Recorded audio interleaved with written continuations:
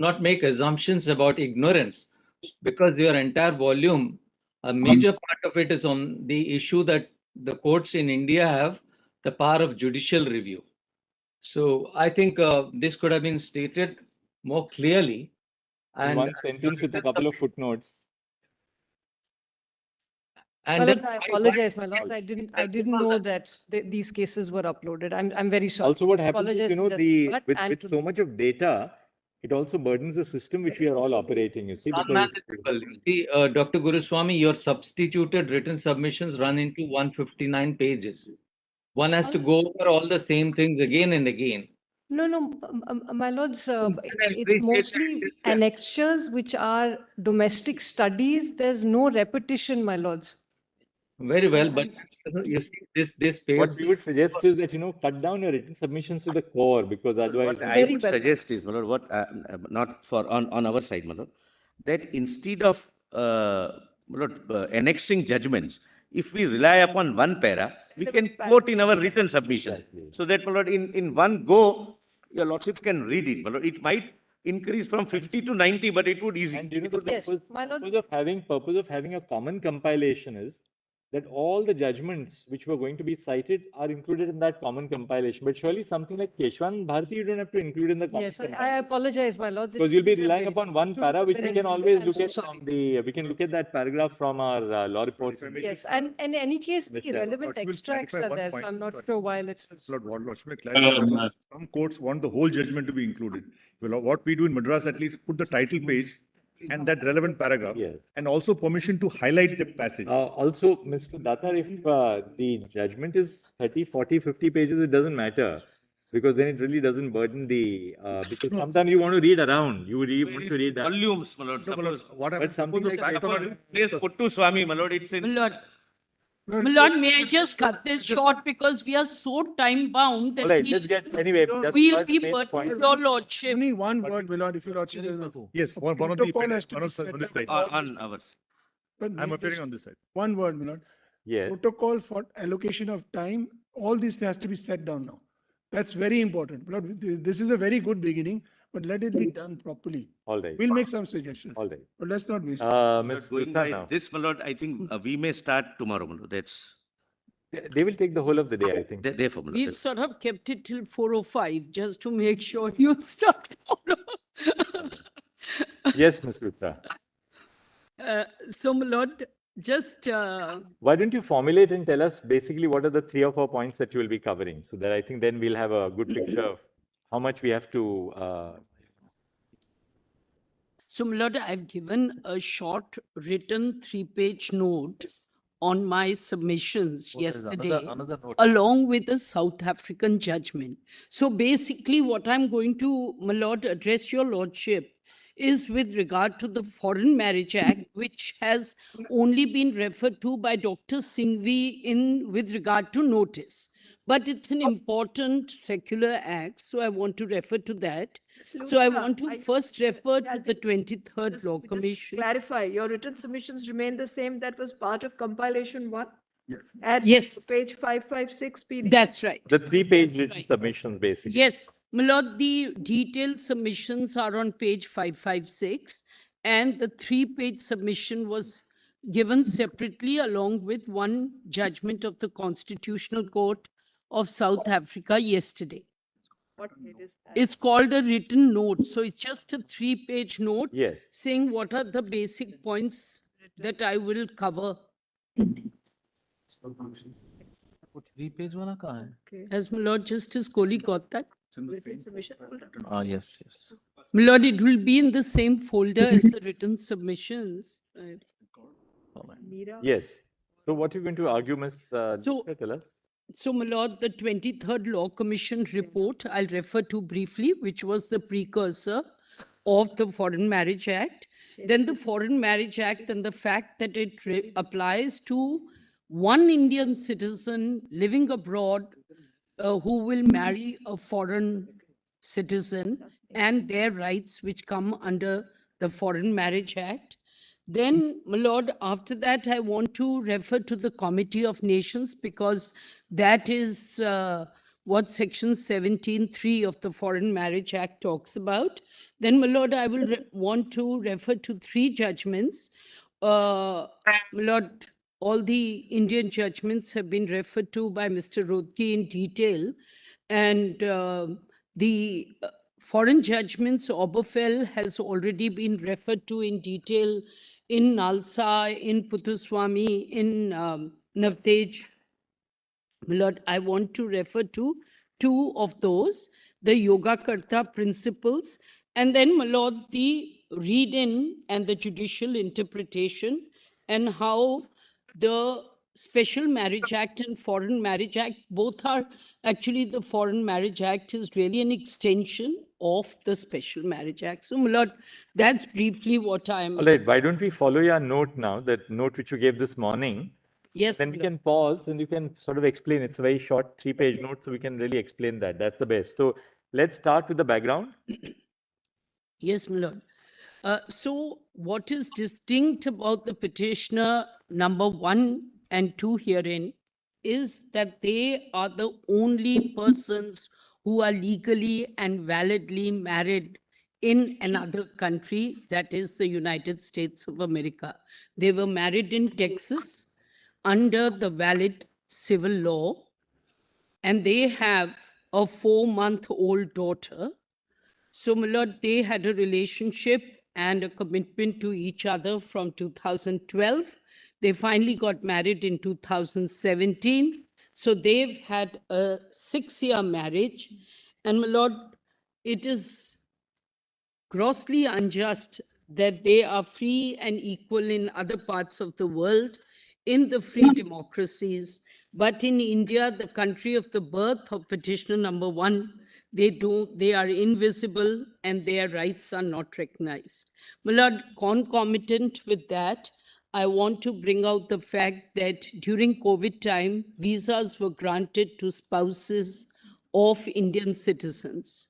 But not being recognized, this person did not get, petitioner 2 did not get a visa.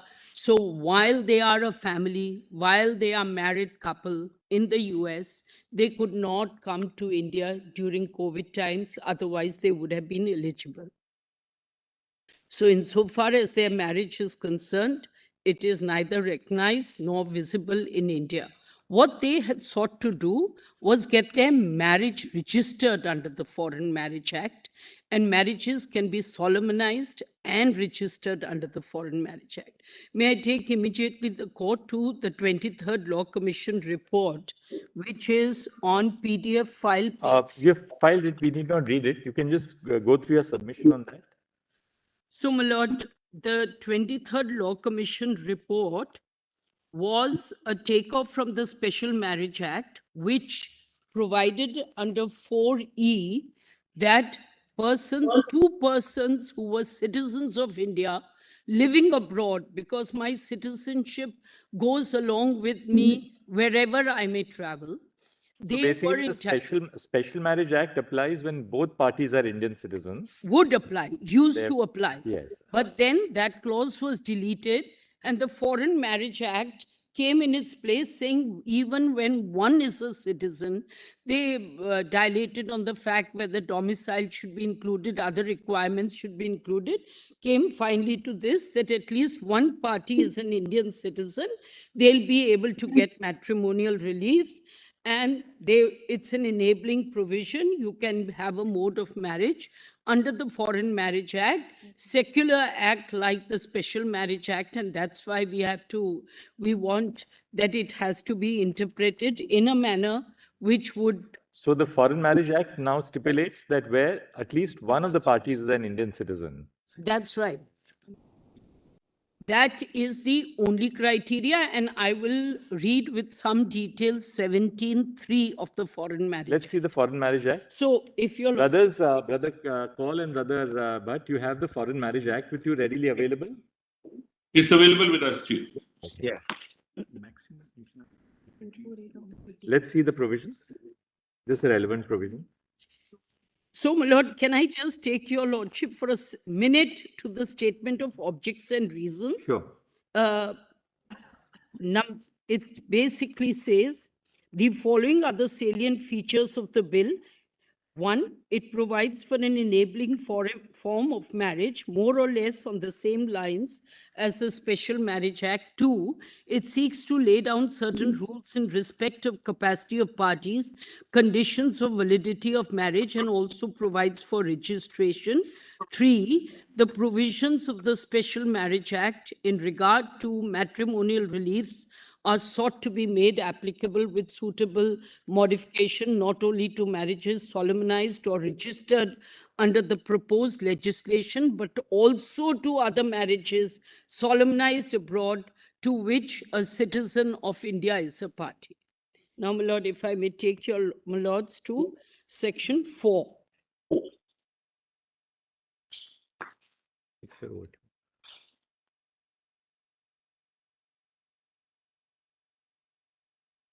Yes.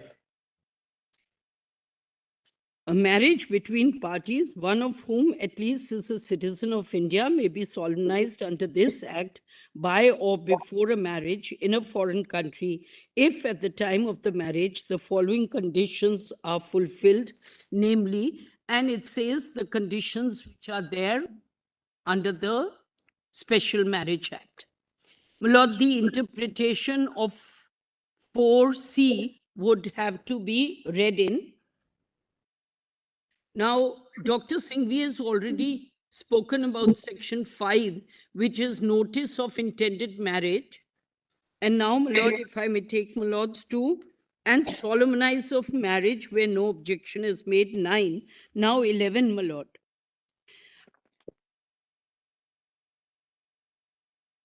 Marriage not to be in contravention of local laws. The marriage officer may, for reason to be recorded in writing, refuse to solemnize a marriage under this act if the intended marriage is prohibited by any law in force in the foreign country where it is to be solemnized. Now, clearly, we are the only couple, as I said, who are the petitioners before this court, who are validly married according to local laws.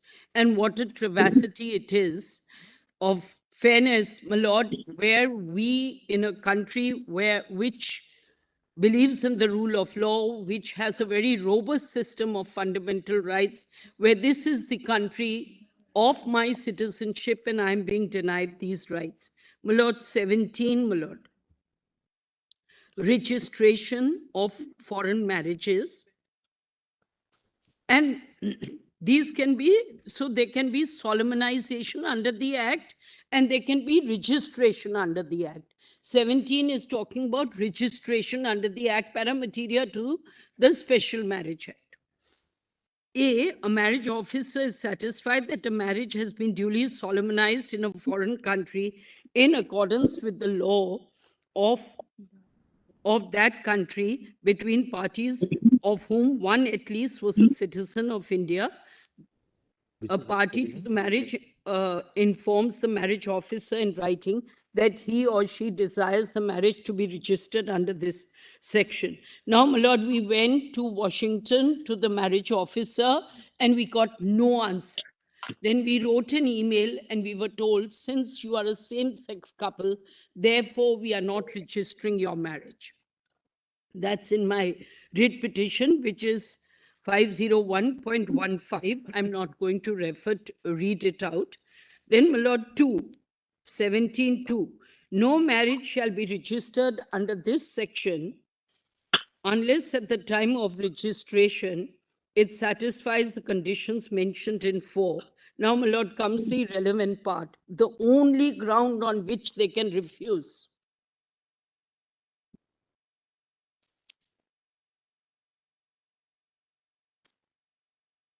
The only ground on which they can refuse is the marriage officer may, for reasons to be recorded in writing, refuse to register marriage under this section on the ground that, in his opinion, the marriage is inconsistent with international law or the Committee of Nations.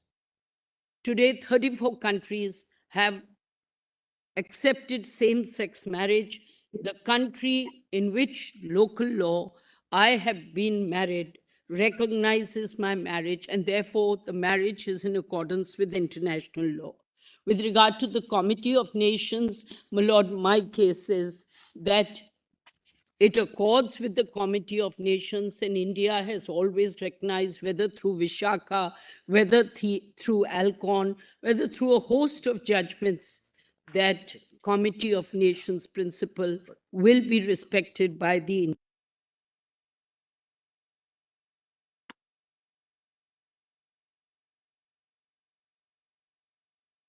There are no conditions for marriage set out in this. only on 4. Section 4, my lord. What are those Section, conditions? Section 4, neither party has a spouse living, neither party is an idiot or a lunatic. The bridegroom has completed the age of 21 years and the bride the age of 18 years at the time of marriage. But because it says under section 11 that marriage not to be in contravention of local laws, and my marriage was valid under the local laws in Texas in the USA, the marriage is not in contravention. So, and it is in compliance also of section 4. So there are only two conditions. One, that it should be in accordance with international law. Second, it should be in... It mentions about prohibited degrees. Where is the prohibited Yes, degree? yes, my lord. Where is Four Yeah. proviso. Yeah. No, Yes, 4D. yes, but where do, 4D and 4 proviso. where do we get what is prohibited degree of relationship? 2A, my lord.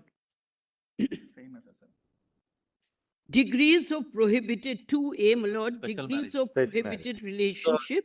Basically, the FPA has been imported. Yes. my lord. And the proviso makes an exception of 4D. Similar to SMA, my lord. Now just 27 and then... Proviso to section 4, which says that if personal law or custom governing at least one of the parties permits of a marriage between them. So the personal law comes in here, right? If the personal law permits, and this is not special marriage.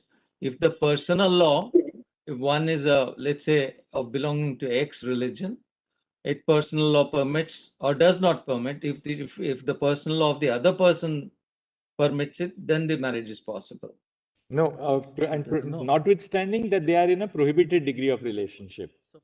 So that is an exception to the personal. So that Chief Justice, that is also subject to custom, isn't it? For Right.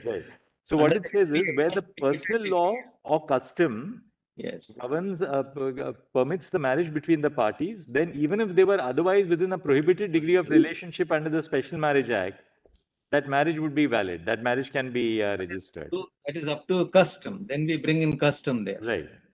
Personal law or custom, both.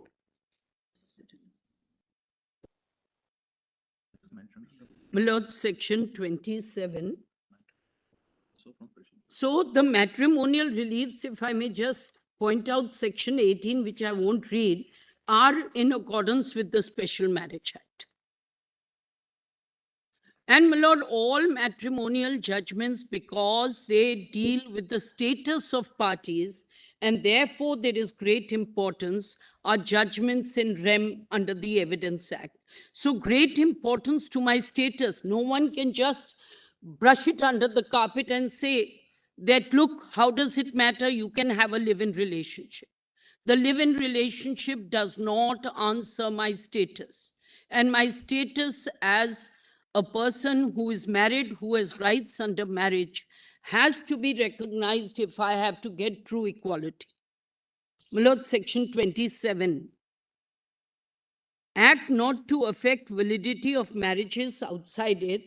Nothing in this act shall in any way affect the validity of a marriage solemnized in a foreign country, otherwise than under this act.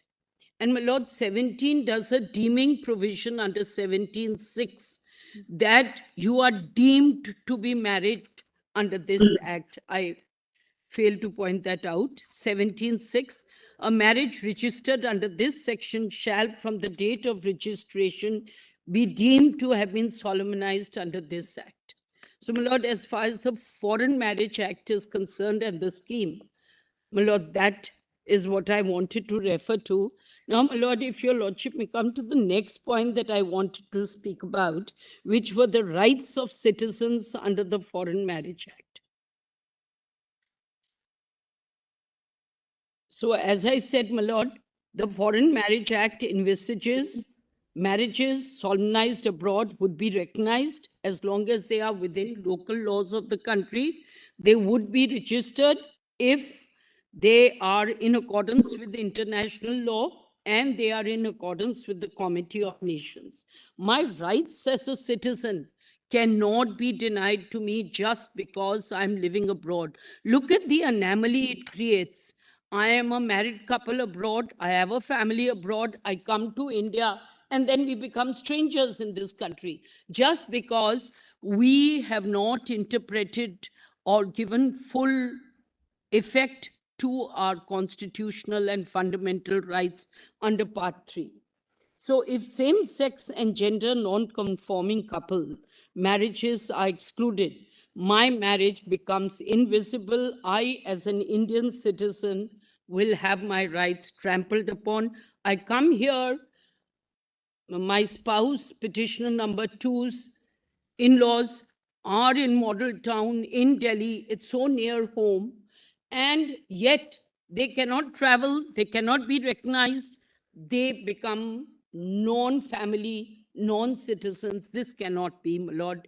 They cannot be non-married just because they are entering the soils of this country, which upholds fundamental rights. All right, let's go to item 4 of your submission. You made the Yes.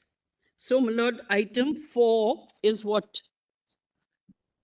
My lord, 4 is what I've just referred to, that discrimination on the ground of sex, sexual orientation, gender of my partner is violative of my inherent human rights. So, my lord, for this, special reference would have to be to Article 50.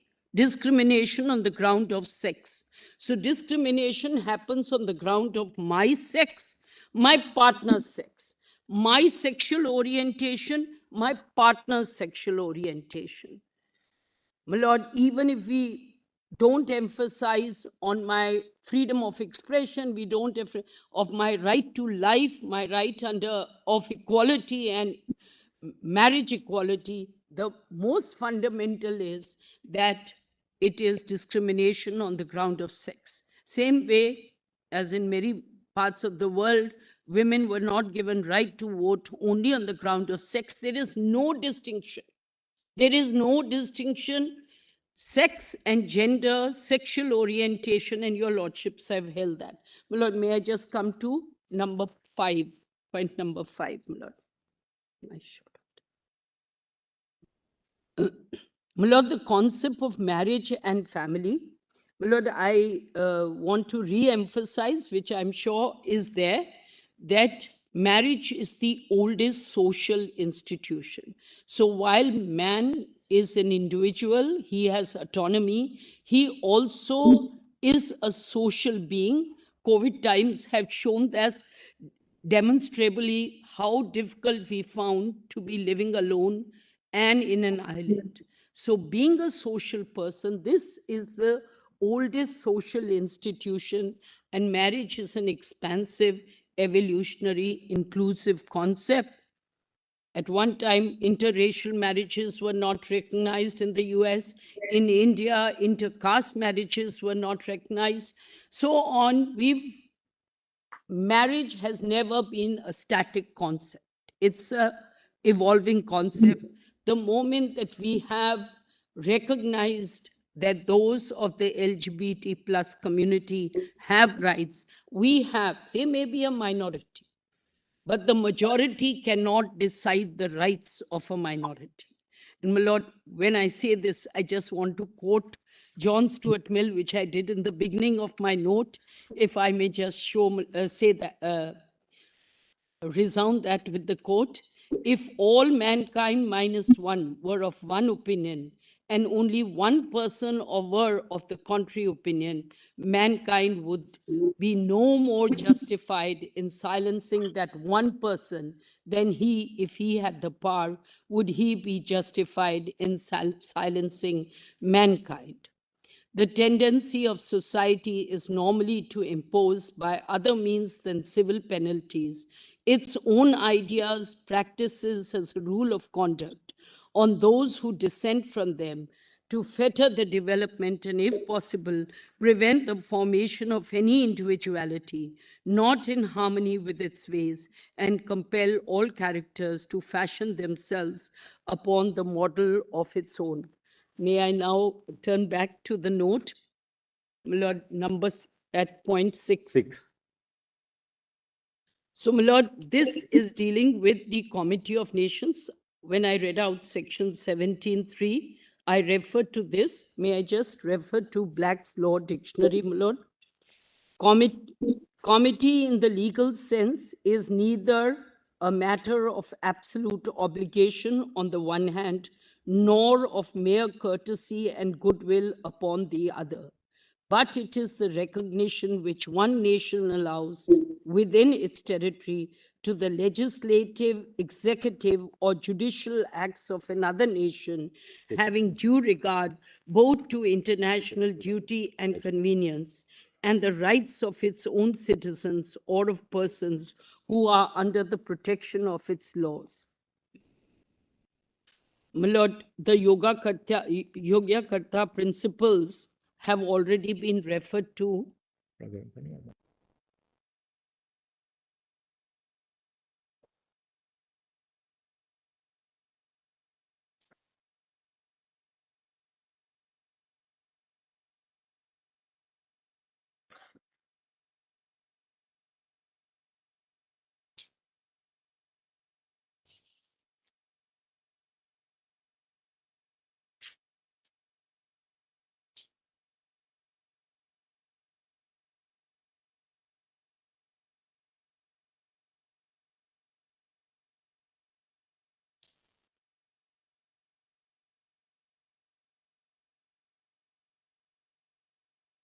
May I refer to, sorry.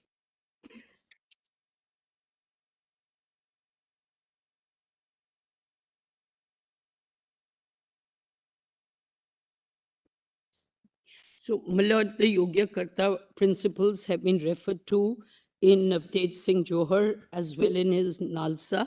I'm only going to read para 563 of Johar, which is in my written submissions. I'll just read it out.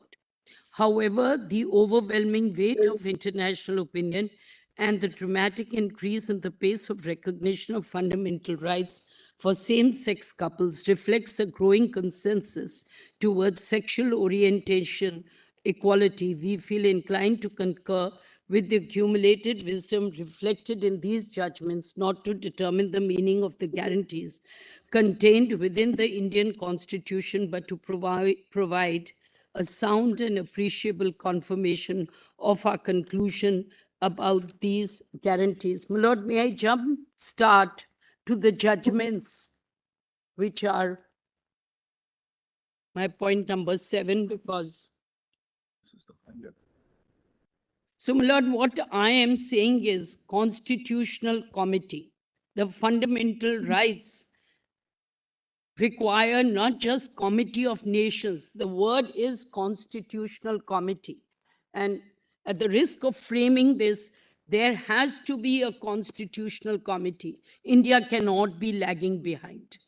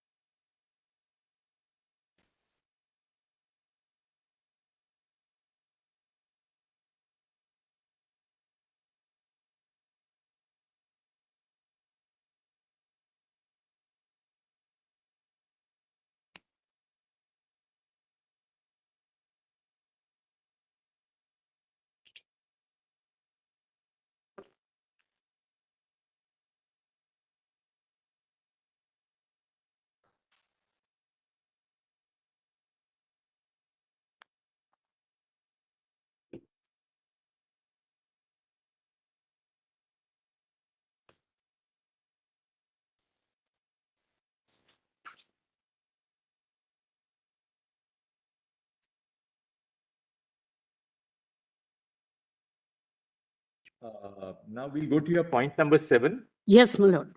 So, my lord, basically what I'm saying is 12 out of the G20 countries, including the European Union, have permitted same-sex and marriages, and about 34 countries of the world. But virtually every democratic, progressive country of the world has recognized same-sex marriages. We cannot be behind, even if it's one person, even if it's one minority. We cannot deny them their rights. And my lord, these rights, Yes. my lord, these rights include their rights of visas, of passports, of right to live in India, because they can't be made to shunt in and out as tourists. Rights of inheritance. Sorry.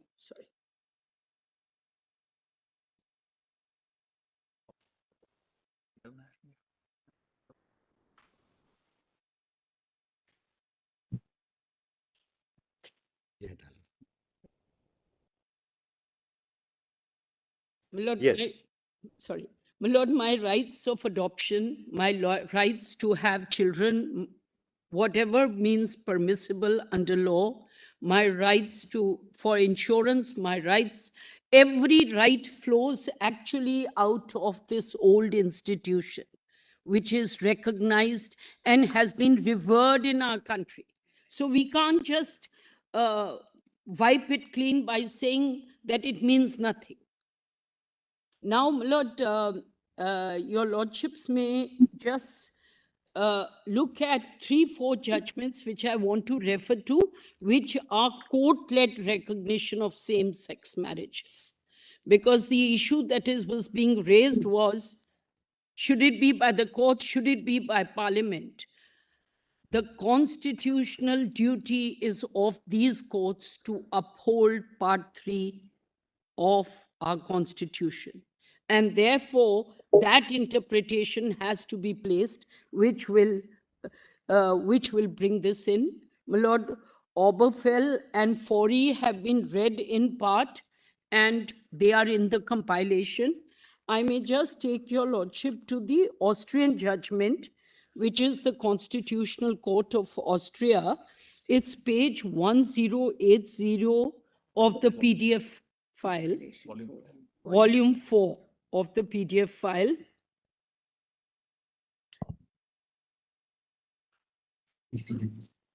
First April. What little time. So, my lord, if I may take your lordship to 1080. This was a case, my lord, in Austria. They have 2 parallel legislations, one permitting marriages. Which volume would this be? Volume 4, my lord. Yes. 4 in the judgment compilation. Yes, we got it. 1080. Does Justice Call have it? My lord, just a minute.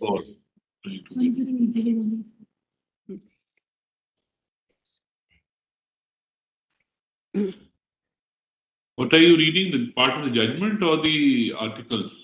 Judgment.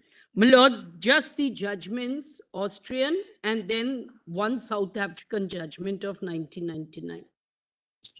Okay, you read it. I'm listening. They'll take it out in the meantime. Yes.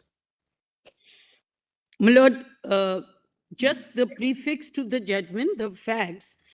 According to the applicable law, legislators had separated marriage between heterosexual couples and registered partnerships between same-sex couples, and had provided for different institutions for their relationships to be recognized by the state. So there were 2 exactly similar with all the same rights, except that there were 2 parallel institutions. One is a same-sex partnership and the other is a marriage. Now, my lord, if I may take, my lord, to PDF page. I think it's 1090, but it's 2.4. 1090. Lord, having given the background, 2.4. 2.41090. This distinction between two legal institutions can no longer be upheld today without discriminating against same-sex couples with regard to their sexual orientation, due to the fact that, according to applicable law, legislators have separated marriage and registered partnerships as a consequence of opposite-sex and same-sex couples by providing for different institutions for their relationships to be recognized by the state. And even if the provisions governing these institutions have essentially the same legal consequences, it can be seen in a wide range of relationship arrangements that although registered partnership and marriages are comparable in terms of legal relations and legal consequences, those institutions still cover relationships that are basically unequal. Then 2.5. So, Ms. Luthra, Yes, there was a separate body of law which permitted these civil relationships to be, registered. So there was a body of law like in England. In England also there were civil partnerships from 2004. Now this is that kind of a situation where there is an pre-existing statutory platform. Now what is not very clear is, when was this law enacted? Was it in 2009 or even earlier?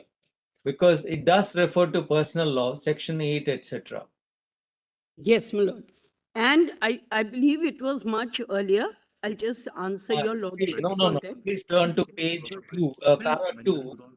My lord, 4. At para 2, at page 1087 of the PDF. Para 2.1 actually says that same-sex couples can enter into a registered partnership pursuant to the Registered Partnership Act.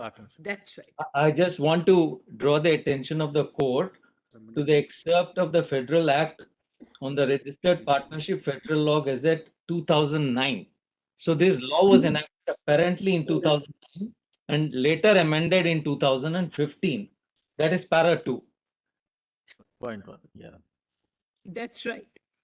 That's right, my lord. Now please, My lord, now please proceed. grateful, my lord. My lord, 2.6, I'm skipping 2.5 because of paucity of time.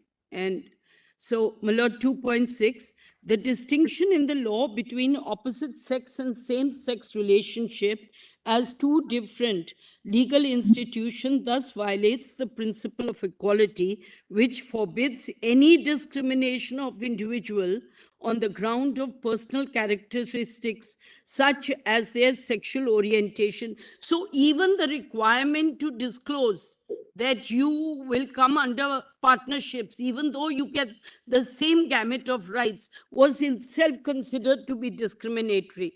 My lord, going on 3.2. But fact- so, Ms. Yeah. Luthra, even on issues such as adoption and medically assisted procreation, there are specific legislations in Austria. So, if you look at the bottom of page 1081, they say that recent developments in law allowed in particular joint parenthood also of same-sex couples. See in particular sections 191 and 197 of the General Civil Code, and use permitted forms of medically assisted procreation on an equal footing, namely Reproductive Medicine Act, Federal Law Gazette, 1992 as amended. Yes, my lord. In the next page. This is like two systems of law. See, this is let us understand the background. This is a civil law country where, keeping aside the considerations of personal law emanating from different parties' religions, we don't know how much of plurality exists in that society. Keeping aside that, this is more of an issue of classification, where they say that you cannot really treat them as separate classes. Now we are at a more fundamental stage. We have not legislated. So you want us to get into the second phase and say there is no classification. Yes, there is actually no classification as of now. And basically what I'm asking is that even that was invidious of the equality interpretation. The fact that they had all the bundle of rights, whereas I have no right. I have no right. I want recognition of my marriage as an incident of 14, 15, 19, and 21. So the fact is, yes, we may be jump starting, but we are too late in the day. We have to come to that stage. We are already too late. India can't be lagging behind so much. Our jurisprudence is being seen all over the world. But here we are lagging behind the others. And we cannot deny our minorities, my lord. So your lordship is right that there were already two parallel institutions. But see how far they go, that even parallel institutions can't go. So in this case, what I'm saying is, I'm only asking there should be one institution. That's marriage. And I want that right. Our citizens' rights are no less. And my lord, what the court finally interpreted was, we are leaving both and let either side enter into either, so that even same-sex people can get into marriage, even heterosexuals can get into registered partnership. That's what the conclusion of the court was, which is so beautiful. Just see para 2.6. That's what you are really arguing. That's right, my lord. That's right. That's right. She's already argued less than any right we have. That's the better point, I think. Is this a right? Navtej guaranteed this to us. And my lord, Navtej had actually started the footprints, and we have to now give effect to it. We cannot be left halfway. We cannot be left with our rights being incoherent. In Austria, it appears that there were two different legal institutions created by law. Marriage for opposite-sex heterosexual couples and a registered partnership for same-sex couples. So they said that this restriction, namely a registered partnership for same-sex couples, this is discriminatory. That seems to be the drift at page. The walls, if I may say that, the wall separating the two was brought down. Yeah. Both kinds of couple, both kind of relationships could go for either kind of relationship. Both type of couples, same-sex and heterosexual couples, could go either for marriage or for civil relationships. Yes, my lord. Yes, my lord. Now see the result. The relief which they grant gives us an idea of what was really the issue. Yes, the phrase of different sex in section 44 of the General Civil Code and the phrases of same-sex couples and of same sex in the Registered Partnership Act are therefore repealed as unconstitutional for violating the principle of equality. That's right, Lord. And what it's saying, setting a deadline, whatever, the finding that earlier provisions shall not re-enter into force is based. All right, I think, thank you, Ms. Yes. Now I think we'll wrap up at this, otherwise we'll... My Lord, now as far as this judgment is concerned, this is over. May I just take your... There's a South African judgment, National Association. Just briefly, maybe just one para we can see there. My Lord, the South African judgment, which is part of my written note, and my Lord, what it basically is, the position was... What's the PDF page? PDF page? PDF page. This is part 5. Part 5, my Lord. It was with the note. So, my Lord, it's just next to the note. All right. This note. My Lord, this case was preceded by the form. It's not part of volume 4, this national coalition. No, volume 5, then with my note, it's national. No, not. Is it volume 5? There's no volume. It's part of the written note that was just the 3-pager. Yes, Three-page one. Yeah. We've seen that. National Coalition for Gay and Lesbian. Yes, yes, my Right, Lord. it's there, yes. Yes. It's at page 4 of the note. Are you referring to a particular para? Sorry, my Lord. Any para number? You can give the Yes. Your Ladyship, the Paras which we are relying upon, and we are emphasizing are 49, 50, 51, 53B. I want to read some of them: 55, 56, 62, 67, 71, and 72. Just give us the best paragraph. Let's go to that. Yes, my lord, can I just give the background? That it was basically an interpretation of the Aliens Control Act, which was the immigration law.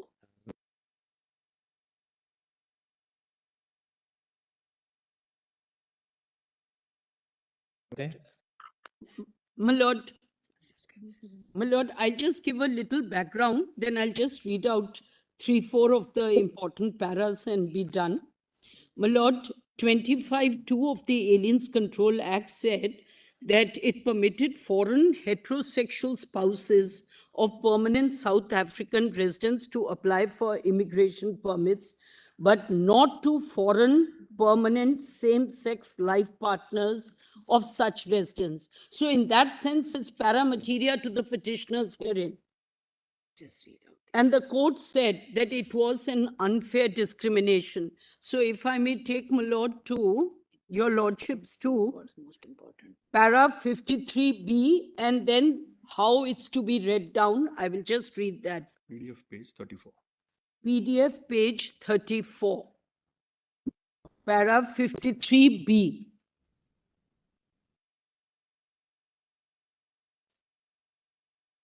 Just shorten. The subsection is, have your lordships got it? Yes. Yes.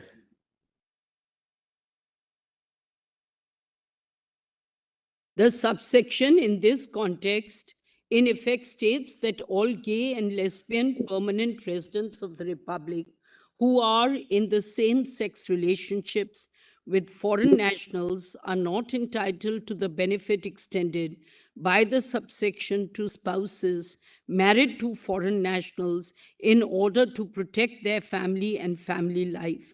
That is so stated, notwithstanding that the family and family life which gays and lesbians are capable of establishing with their foreign national same-sex partners are all significant aspects indistinguishable from those of spouses, and in human terms as important to gay and lesbian same-sex partners as they are to spouses.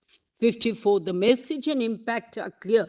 Section 10 of the Constitution recognizes and guarantees that everyone has inherent dignity and the right to have their dignity respected and protected. The message is that gays and lesbians lack the inherent humanity to have their families and family lives in such same-sex relationships respected or protected. It serves in addition to perpetuate and reinforce existing prejudices and stereotypes. The impact constitutes a crass, blunt, cruel, and serious invasion of their dignity. The discrimination based on sexual orientation is severe because no concern, let alone anything approaching equal concern, is shown for particular sexual orientation of gays and lesbians. Then, my lords, I just think I should just go to the manner in which it has been read in. The appropriate remedy, page 36, para 62 of the PDF. What is the appropriate remedy, my lord? It's under appropriate remedy. My lords have it? Yes. 62. As far as the declaration of invalidity is concerned, the High Court considered that 3 options were open to it. The first was to remedy the constitutional invalidity of 25(5) by introducing reading in words into the section in such a way that its provisions also applied to persons in same-sex life partnerships. The High Court decided against such remedy as an appropriate one, principally because it was of the view it was not possible to define with a sufficient degree of precision the words that had to be inserted in 25(5), in order for it to comply with the Constitution. The second was, my lord, can I just take your lordships to 67, just to precede the time, and I'll just point out the paras that I'm emphasizing at the end of the 39 of PDF. 39 of PDF, para 67. I am persuaded by Mr. Tengove's submission that as far as deference to the legislature is concerned, there is in principle no difference between a court rendering a statutory provision constitutional by removing the offending part by actual or notional severance, or by reading words into a statutory provision. In both cases, the parliamentary enactment, as expressed in a statutory provision, is being altered by the order of a court, in one case by accession and the other by addition. Lord, now para 82, PDF 43. 43, PDF 43, para 82.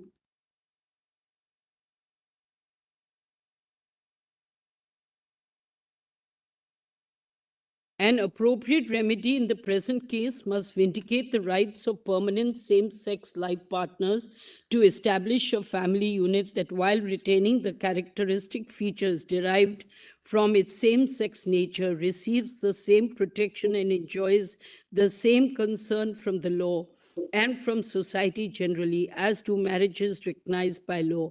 But it must vindicate at more than an abstract level. It must operate to eradicate these stereotypes. Our constitutional commitment to non-discrimination and equal protection demands this. Now, Lord, just after reading that, the most effective way of achieving this in the present case is by a suitable reading in, if this is reasonably possible. So, my lord, as far as this judgment is concerned, may I just re-emphasize the paras, because I couldn't read all of them since I have to keep to some time limit.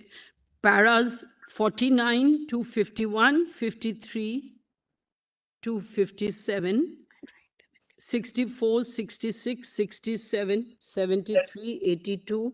Actually, 86, they read in the words Yes. after spouse, they read the words or partner in a permanent same-sex life partnership. That's right. Because what you could get an immigration permit for a spouse. Now, spouse is interpreted to mean a heterosexual spouse.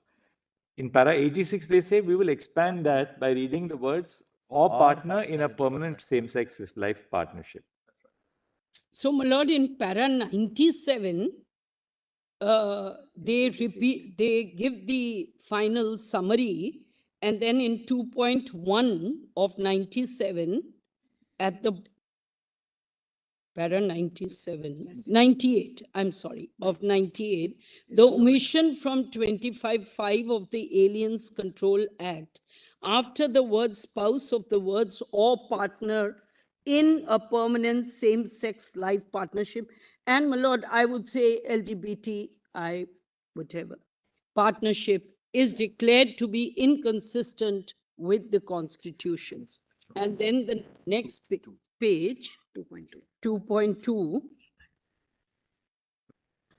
2.2, section 25.5 of the Aliens Control Act, to be read as though the following words appear therein after the word spouse or partner in a permanent I think, Ms. same-sex. Luthra, we've seen it. Thank you, Ms. Luthra. Yes, Thank you my so much. My lord,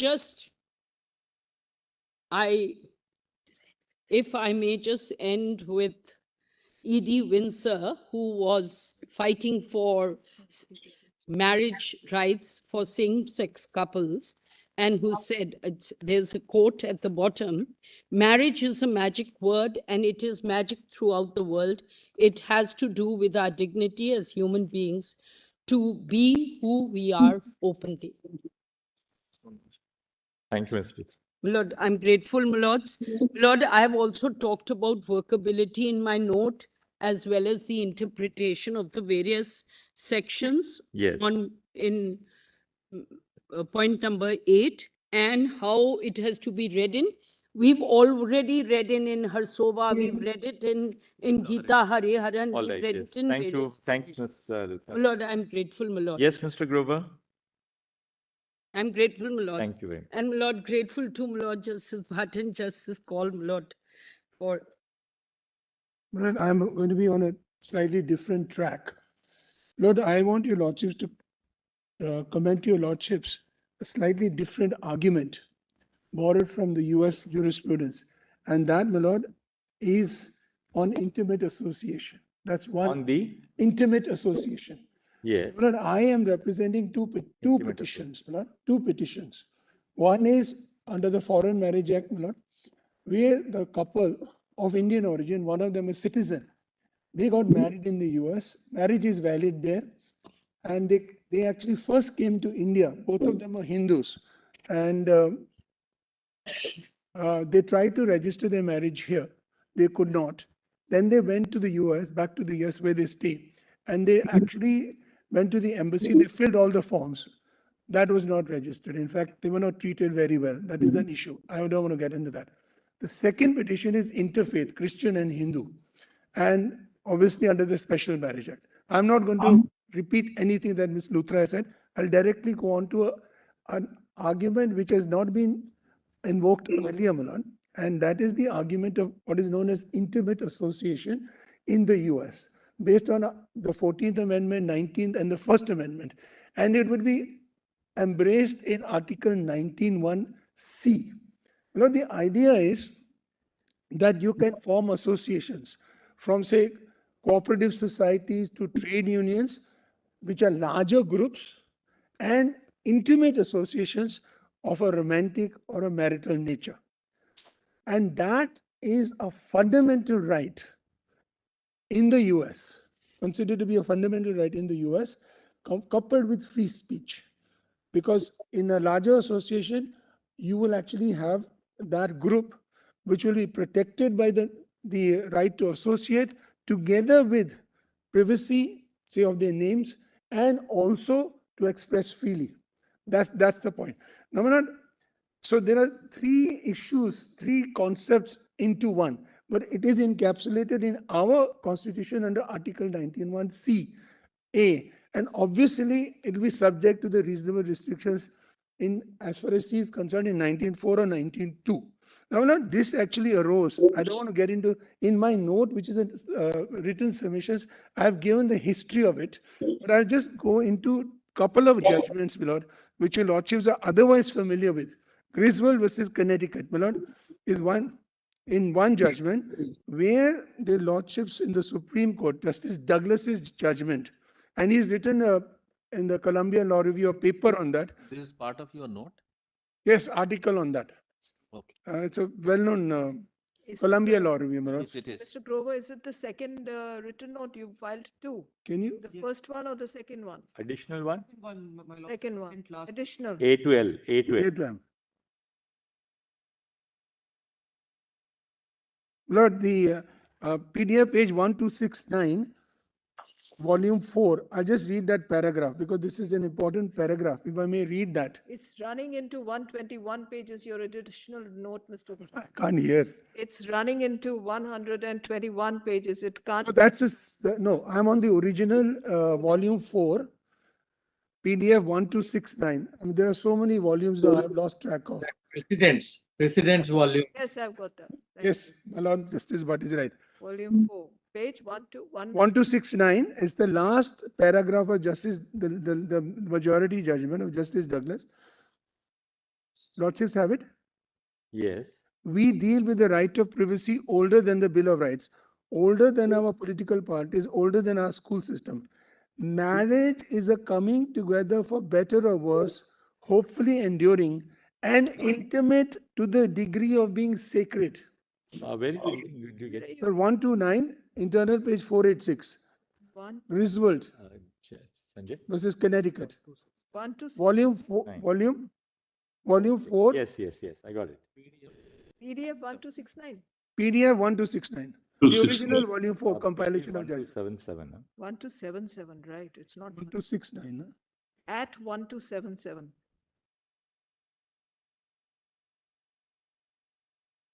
Mine is showing as 1269. That's Uh, at 1269. I'm sorry, my lord. Sister, it said This is called 1269 with my me. lord. Just before the concurring view of Justice Goldberg. My lord is right. Obliged, you, lord. Grateful to my lord Justice Goldberg. PDF 1277. All right.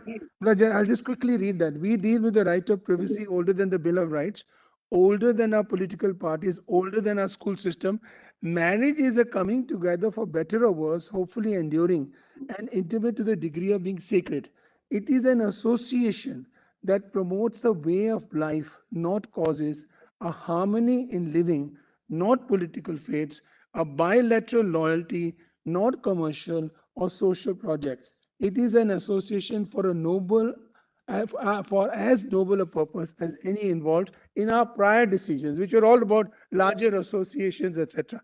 Now, my lord, this actually has been finally given a imprimatur by the Supreme Court in a famous case versus the Roberts versus Jaisis, which is in that additional written submissions, my lord.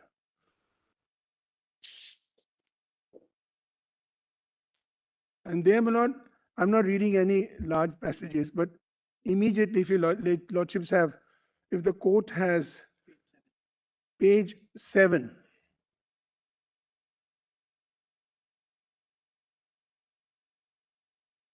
the lordships have the additional note that we sent last week. And in that, there is Robert versus Jaisis, page 7.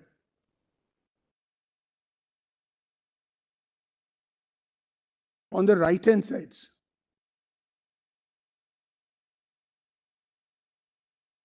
Under on intimate association. My lord is absolutely right.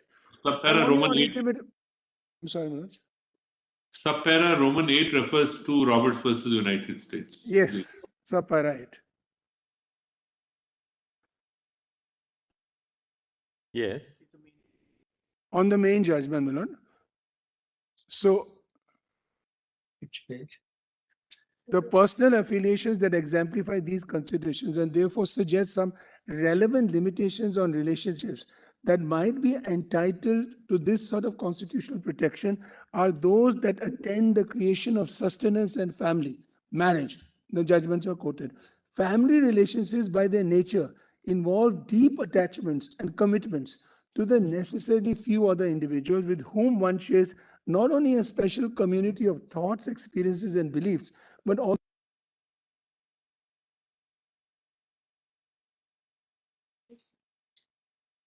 Yes. and beliefs, but also distinctively personal aspects of one's life. Among other things, therefore, they are distinguished by such attributes as relative smallness, a high degree of selectivity in decisions to begin and maintain the affiliation, and seclusion from others in critical aspects of relationship. As a general matter, only relationships of these sorts of qualities are likely to reflect the considerations that have led to an understanding of freedom of association as an intrinsic element of personal liberty. Conversely, an association lacking these qualities, such as large business enterprises, seems report from the concerns giving right to this constitutional protection. Accordingly, the Constitution undoubtedly imposes constraints on the state's power to control the selection of one's spouse that would not only apply to regulations affecting the choice of one fellow's employees. Comparison. Between the poles, of course, lies a broad range of human relationships that make greater or lesser claims to constitutional protection from particular incursions to the state by the state. Determining the limits of state authority over an individual's freedom to enter into particular associations, therefore, unavoidably entails a careful assessment of where that relationship's objective characteristics locate it on the spectrum from the most intimate to the most attenuated of personal attachments. We need not mark the potentially significant points on this terrain with any precision. We note only that factors that may be relevant include size, purpose, policy, selectivity, congeniality, and other characteristics that in a particular case may be pertinent. In this case, however, several features of the JCs clearly place the organization outside the category of relations worthy of this kind of constitution. In this case, this is association with women were sought to be excluded. Immediately next page, and I'll finish on this judgment. the first para on the left, an individual freedom to speak, to worship. So worship also is our 25, to petition the government for the redress of grievances could not be vigorously protected from interference by the state unless a correlative freedom to engage in a group effort towards these ends were also not guaranteed. According protection to collective effort on behalf of shared goals is especially important in preserving political and cultural diversity and in shielding dissident expression from suppression by the majority. Consequently, we have long understood as implicit in the right to engage in activities protected by the First Amendment a corresponding right to associate with others in pursuit of a wide variety of political, social, economic, educational, religious, and cultural. It's very broad, my lord. So while you can have an association, you also have protection in pursuing that. In view of the various protected activities in which the diocese engages, that right is plainly implicated in the case. So, my lord, it is now set. My lord, I am commending your lordships to also, apart from privacy, autonomy, and dignity, which we have read into 21, to consider whether we can actually use this. And, my lord, one author has said this is much more protective than like a 21 privacy. There's only one more. What else, Mr. Grover? Lord, next point I want to make is in Oberfell. Sorry? Oberfell, the judgment which actually recognized same-sex marriage. I remember, this is apropos what my Lord Justice Butt said. Lord, my argument is twofold. They have taken intimate association as one of the criteria. Secondly, my Lord, it was not a case that the core of the argument, the core of the case is not in holding invalid statutes which did not allow same-sex marriage. It is in fact flowing from the 14th, 9th, and the First Amendment and saying this is the right, and therefore any restrictions have to be held to be not applicable. That is this. And Milord, if your Lordship will just go to Oberstfeld, and may Lordship, I know that the syllabus cannot be used, but the syllabus is a very precise summary and is by the court itself. And that is, Milord, Mr. Grover, my lords. that's precisely the point I made, that it can be used only for the purpose of a declaration. It's no legislative content to that.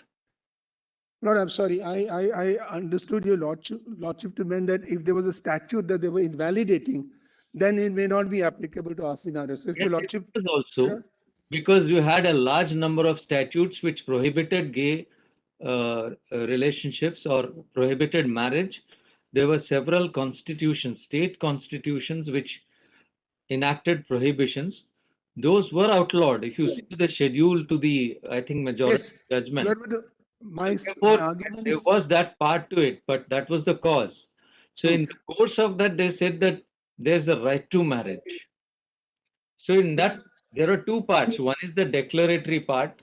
Yes. The second is the consequential, or rather, the part. I appreciate what my lord is putting to me. I agree with my lord. Only thing I want to add is that the core is not to strike down the statute.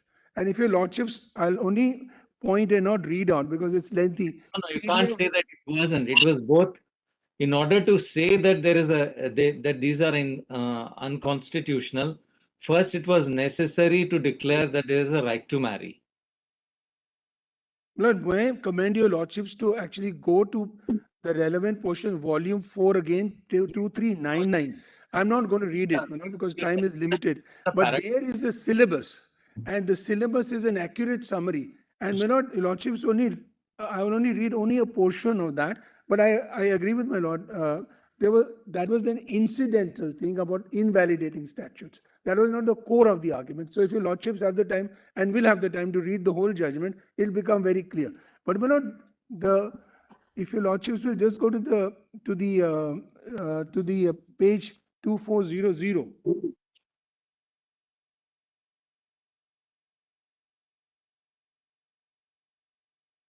Volume 4.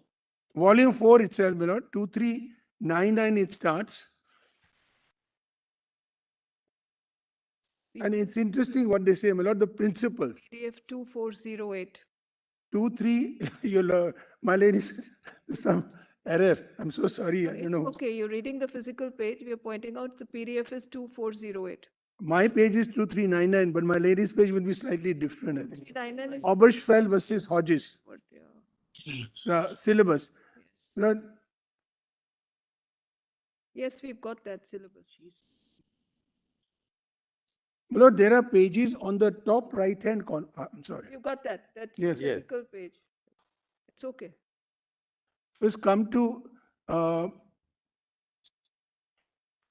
2401, four principles. Four principles and traditions demonstrate the reason that marriage is fundamental under the Constitution apply equal force to same-sex couples. The first premise of the court relevant precedent is that the right to personal choice regarding marriage is inherent in the concept of individual autonomy. Then your lordships will come to the second principle, and that's where I am coming in terms of intimate association. A second principle in this court's jurisprudence is the right to marry is fundamental because it supports a two-person union like any other in its importance to the committed individuals. The intimate association protected by this right was central to Griswold versus Connecticut, which held that the Constitution protects the right of married couples to use contraception and was acknowledged in Turner. Supra, the same-sex couples have the same right as the opposite sex couple to enjoy intimate association, a right extending beyond mere freedom from laws making same-sex intimacy a criminal offense. The third basis for protecting the right to marry is that the safeguards of children and families and thus draws meaning for the related rights like childbearing. Then your lordships will come down to the bottom of that page. This does not mean, as your lordships put it, you don't have to have children. This does not mean that the right to marry is less meaningful for those who do not or cannot have children. Precedent protects the right of a married couple not to procreate so that the right to marry cannot be conditioned on the capacity or the commitment. Finally, this court cases and the nation's tradition. Your lordship knows in the US the traditions are very, very important. Now, so I'm commending your lordship to actually use this doctrine of intimate association. That's the point, my lord. Now, the second point I want to go into is about transgender people, my lord.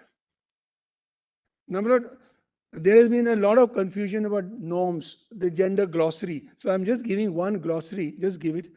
We'll be sending it to your lordships, my lord. I'm very sorry that we didn't know that.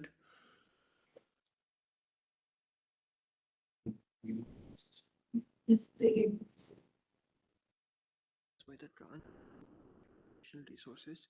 Lord, this is just the glossary. Your lordships are now. Your lordships got it. I don't know how to give it. Just send it. How will you send it? You can email it. You just email it. Lord, here I want to your lordships to go to NALSA judgment, which is in volume 1. What I want to say is, my lord, in the affidavit filed by the Union of India, unfortunately, my lord, they seem to be of the opinion and impression that in ancient India, up to the advent of the British, we did not have non-heterosexual relationships. This is completely incorrect. And there are tomes and tomes of literature now available which shows that these relationships were prevalent. They're not only prevalent, but scriptures actually record it. So I'll only refer your lordships, the court, to certain distinct, but please see NALSA. NALSA is in volume 1 and paras 13 to 20, because this was argued by us in NALSA, and that's why ultimately they said it is part of our tradition. Unlike in Europe, in that sense, Europe was backward. Prior to the British, we already had the notion of Tritiya Prakriti. It was part of our tradition. And in terms of marriage between non-heterosexual couples, transgender and cis male, transgender and cis female was common. And it's actually noted in our scriptures also. Now, volume 1, my lord. I'm coming to Ruth Vinita later. Paras 13, my lord. Just see this. And my lord, I'm sorry to say to refer to transgender in a derogatory manner is completely unacceptable. And that was the British notion, not an Indian notion. Unfortunately, my lord, right after the British, we ourselves, people like us, the middle class, upper middle class, have imbibed that prejudice. We have to get rid of it. Even today, it is actually prevalent. But para 13, I'm not, the notion of transgender is an English term. We had other terms, hijra, chokapa, kothi, etc. Where a person would actually take on another gender physically.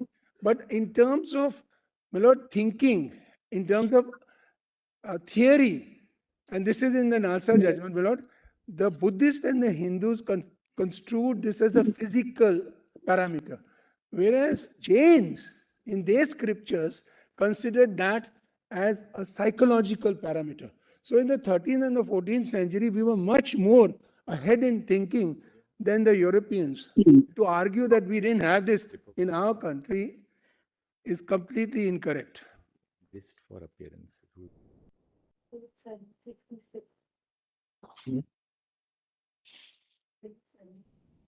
Go through that. Para 14 talks of the various diverse communities of transgenders, Hijras, eunuchs, Kotis, Aravanis, Jokapas, Shivshaktis. Then please see para 15. Lord Rama in the epic Ramayana was leaving for the forest upon being banished from the kingdom for 14 years, turns around to his followers and asks all men and women to return to the city. Among his followers, the Hijras alone did not feel bound by this direction and decided to stay with him. Impressed by their devotion, Rama sanctions them for the power to read that. Yes, your point. I'm not going to read it now. All I'm saying is that this is well known. It is now incorporated in a judgment. I'm not relying on literature. It's incorporated. And please see para 17, which I was referring to. Jain texts make a detailed reference to transgenders, which mentions the concept of psychological sex. That's why Nalsa then actually incorporated these notions and said a person can actually be born as a male and he can say from tomorrow, psychologically I'm a woman, I'll assume the woman form and it is his or her right, autonomous right to assume that form. It is not through the intervention of the state. That's what Nalsa says. Ultimately, my lord, your lordships have the Transgender Act. And the Transgender Act actually under section 4 confers, 4 to 7 actually confers the right. And my lord, it gives protection to those persons who are actually certified to be transgender under that act. But you can first be a transgender, then you can assume the male or the female form through certification. Now, very importantly, my lord, what has happened is, just see this. If I am a male person, cis male, I marry a woman, cis woman, my marriage is valid according to the law. During the subsistence of the marriage, I actually assume a female gender, either through transition or otherwise. The law does not say that the marriage becomes void or voidable. In fact, it recognizes it under the Transgender Act and the transgender rules. That is the state of affairs under the present law. And secondly, my lord, certain states, including Kerala, and I've given that form, my lord, they are encouraging, I've got the translated, my lord, I have to translate that. They are encouraging people who are married and they're actually being financed so that they can actually. So states are recognizing these marriages.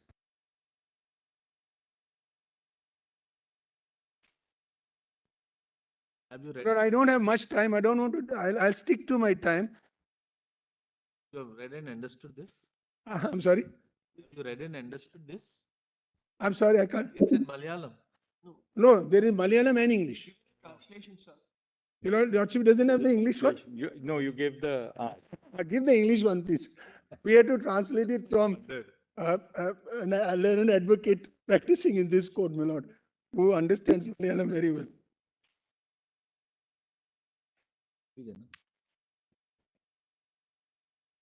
Yeah. But there might be some considerations there, because if there is an existing marriage, My lords. and that existing marriage has resulted in, let's say, children and a family, this kind of, if this is not preserved, that will lead to perhaps that some untoward adverse consequences to members of that family. Your lordship is absolutely right. But at the same time, one could also envisage a situation where the legislature would have said that no, it's void or voidable. Because if you change your religion, then you're looking at a legislature which doesn't take into account realities, no? So here there is, it's a different kind of reality which you are wanting the legislature to take care of, whereas that's another situation where the parties have, a certain something has happened which they don't want it to result in consequences, which is not of the making of the other parties who may be deemed innocent or whatever. We don't know. Ordinarily, suppose a person actually reassigns his or her gender in a marriage, the other party would say, I want to divorce you. The legislature has not taken that view. The legislature has actually that too is an assumption. That too is an assumption based on, with all due respect, certain classes. Because if you do that in a certain community, you may lose your status. We don't know how things work out. It's a very plural and diverse society. Very well, Manoj. That's one of the issues that. Justice Call, would you want to take a little break, a 5-minute break or something? No, I'll finish in 2 minutes, Manoj. I'm good, Justice Chu. For the time, I'm good. I can continue if you want. Manoj, I won't take much time. I'll finish in the next 5 minutes. The third point I want to make, my lord, is that there has been argument on the other side that it is for Parliament to legislate on this issue. But let us look at. Yes. Let us look at the record. Issues have been coming up, and I have given, my lord, a document by what is known as the Pink List India. They have been actually observing and monitoring what is happening to LGBTQI issues in Parliament. And there has been no positive response for the last 5 years, Manoj, on doing anything positive about this issue. So, can we expect, my lord? And in Obergefell, this was another issue. I didn't read that part. They also were told by the respondent states that we should wait for Parliament. And they said, no, we are not going to wait because the Parliament has disclosed its hand earlier, or rather the US Congress did. And the final point I want to make is about the so-called elitism. There are a large number of people are actually running away from their homes, couples, same-sex couples, they run away from their homes, and orders are available on the net. And we have compiled about 10 orders. And if your lordships will actually look at those orders, the origins of those people are from small towns. They are not from Calcutta, Delhi, etc. They are from very small towns. They come to the capital city where the High Court is, and they need protection. Right now, my lord, there's a case going on that I'm ending, where 2 women have come to Delhi from a rural area. And those 2 people have no place to stay. They are poor people. They don't have the money. If you have the money, you can afford to hire lawyers, etc. But most of the people who are runaway couples, same-sex couples, are poor people. They are coming from small towns. They come to the main city in the state because the High Court is there. So I've actually, my lord, compiled those orders. And if lordship only looks at the facts, it's anecdotal, it's not completely methodologically correct, but it would be evident they're not elitist. So therefore, my lord, this notion that this is elitist is incorrect. Lord, I'm sticking to my time. I'm much obliged. Oh, no, my lord, only 1-2 things. No. My lord, there is, in my written submissions, just go there now. In my written submissions, I would be not doing my duty, as it were, if I did not read that portion. My lord, there's a poem which your lordship, I'll commend your lordship reading that in the beginning. Now, this is interesting. It's from Khalil Gibran. Then Almira spoke again and said, and what of marriage, master? And he answered, saying, you were born together, and together you shall be forevermore. You shall be together when white wings of death scatter your days. Aye, you shall be together even in the silent memory of God. But let there be spaces in your togetherness, and let the winds of heaven dance between you. Love one another, but make not a bond of love. Love one another, but make not a bond of love. Let it rather be a moving sea between the shores of your souls. Fill each other's cup, but drink not from the same cup. Give one another your bread, but eat not from the same loaf. Sing and dance together and be joyous. But let each one of you be alone, even as the strings of a lute are alone, though they quiver with the same music. Give your hearts, but not unto each other's keeping, for only the hand of life can contain your hearts. But I only want to say that this would have not been possible for me, were it not for Justice A.P. Shah, Justice Muralidhar, and your lordships in the Navtej Johar judgment, and my mentors, Justice Kirby and Justice Cameron.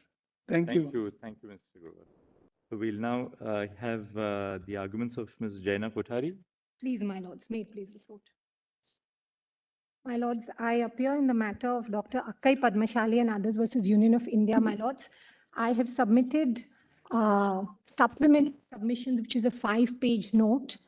It is there in the written submission folder, but I also have some copies, my lords, which I'm... What would you be, what's the point that you're going to... My lord, this is just a more summarized version. That's all for today, since I just have 20 minutes. It's called, my lords, supplementary submissions. It's a 5-page Yes, I've got it.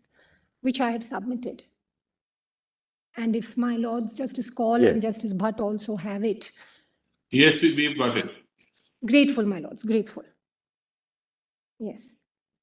My lords, I have 3 points to make and I'll stick to my time. My lords, our first claim, my lords, this is the second petition for transgender persons. The only other petition was by Mr. K.V. Vishwanathan of Zainab Patel.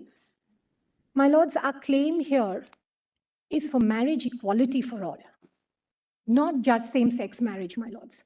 We are seeking that there should be marriage for all persons, irrespective of gender identity or sexual orientation, and that is our fundamental claim.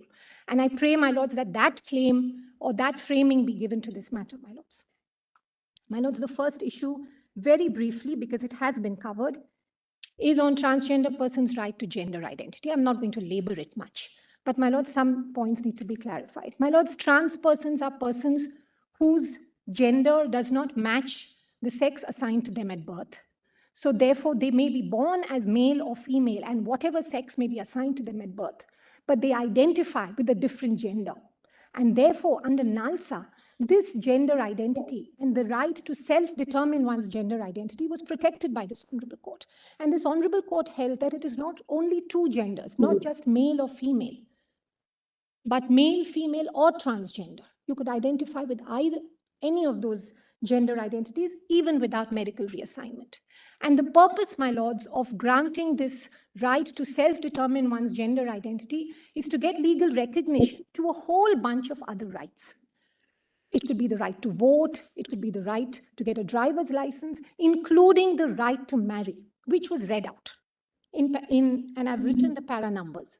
The right to marry of transgender persons also was specifically recognized under NALSA. My lords, in practice, what happens is that despite the recognition of one's gender identity, trans persons, my lords, are unable to exercise their full legal rights for many reasons. One, that despite NALSA, they still have to undergo medical reassignment to get their documents changed. A large number of them are not able to do that. And unless they get their medical documents changed, they don't get the access to a whole bundle of rights. In fact, technically, one could say that under the Special Marriage Act, if you come within a man or woman technically and have documents to show that, you may even be allowed to marry. But my lords, how many persons are even able to do that? And what about persons who identify not as the binary genders, but as transgender? There is no coverage of that. Yes. And my lords, there are intersex persons as well, and which are not covered at all. My lords, my second point is on the right to family. My lords, the right to family, that is my second main point, the right to family to be recognized under the right to life under Article 21. My lords, the petitioner, Dr. Akai Padmashali, she was born male. She faced so much violence at her parental home and family that she had no other option but to leave her home when she was about 14, 15 years old. She was on the streets without her family, begging and into sex work. That is, my lords, what a majority of transgender persons have no other option but to do when they are forced to leave their homes. And therefore, my lords, what does the right to family mean? My lords, the right to marry in this case, what we're asking for the Special Marriage Act to cover. The right to marry has been upheld in a whole variety of judgments of my lords. There's Shakti Vahini, Shafin Jahan, and all of that has been read out. But my lords, the right to marry gives rise to a family, a kind of family, which, my lords, is also a fundamental right and has to be recognized under Article 21. My lords, we can have families by blood, marriage, adoption, but marriage is one way in which we have a family, and an important way. Couples can decide to marry and not have children. Couples may decide to have children. And then their family unit is either the two spouses or with their children. And my lords, what does a family do? My lords, it goes to the core of our being. I read out, having the love, care, and support of a family is an essential ingredient for a person to live a full life. My lords, our families give us not only love and care, but they give us psychological support. They give us economic support. Our family is the only unit. It is the basic unit in society that we turn back to when we are in any kind of trouble.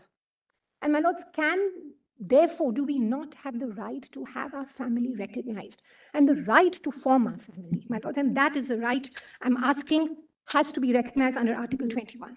My lords, trans persons are already having their families. They are in long-term relationships, they are adopting children, and they are maintaining their families.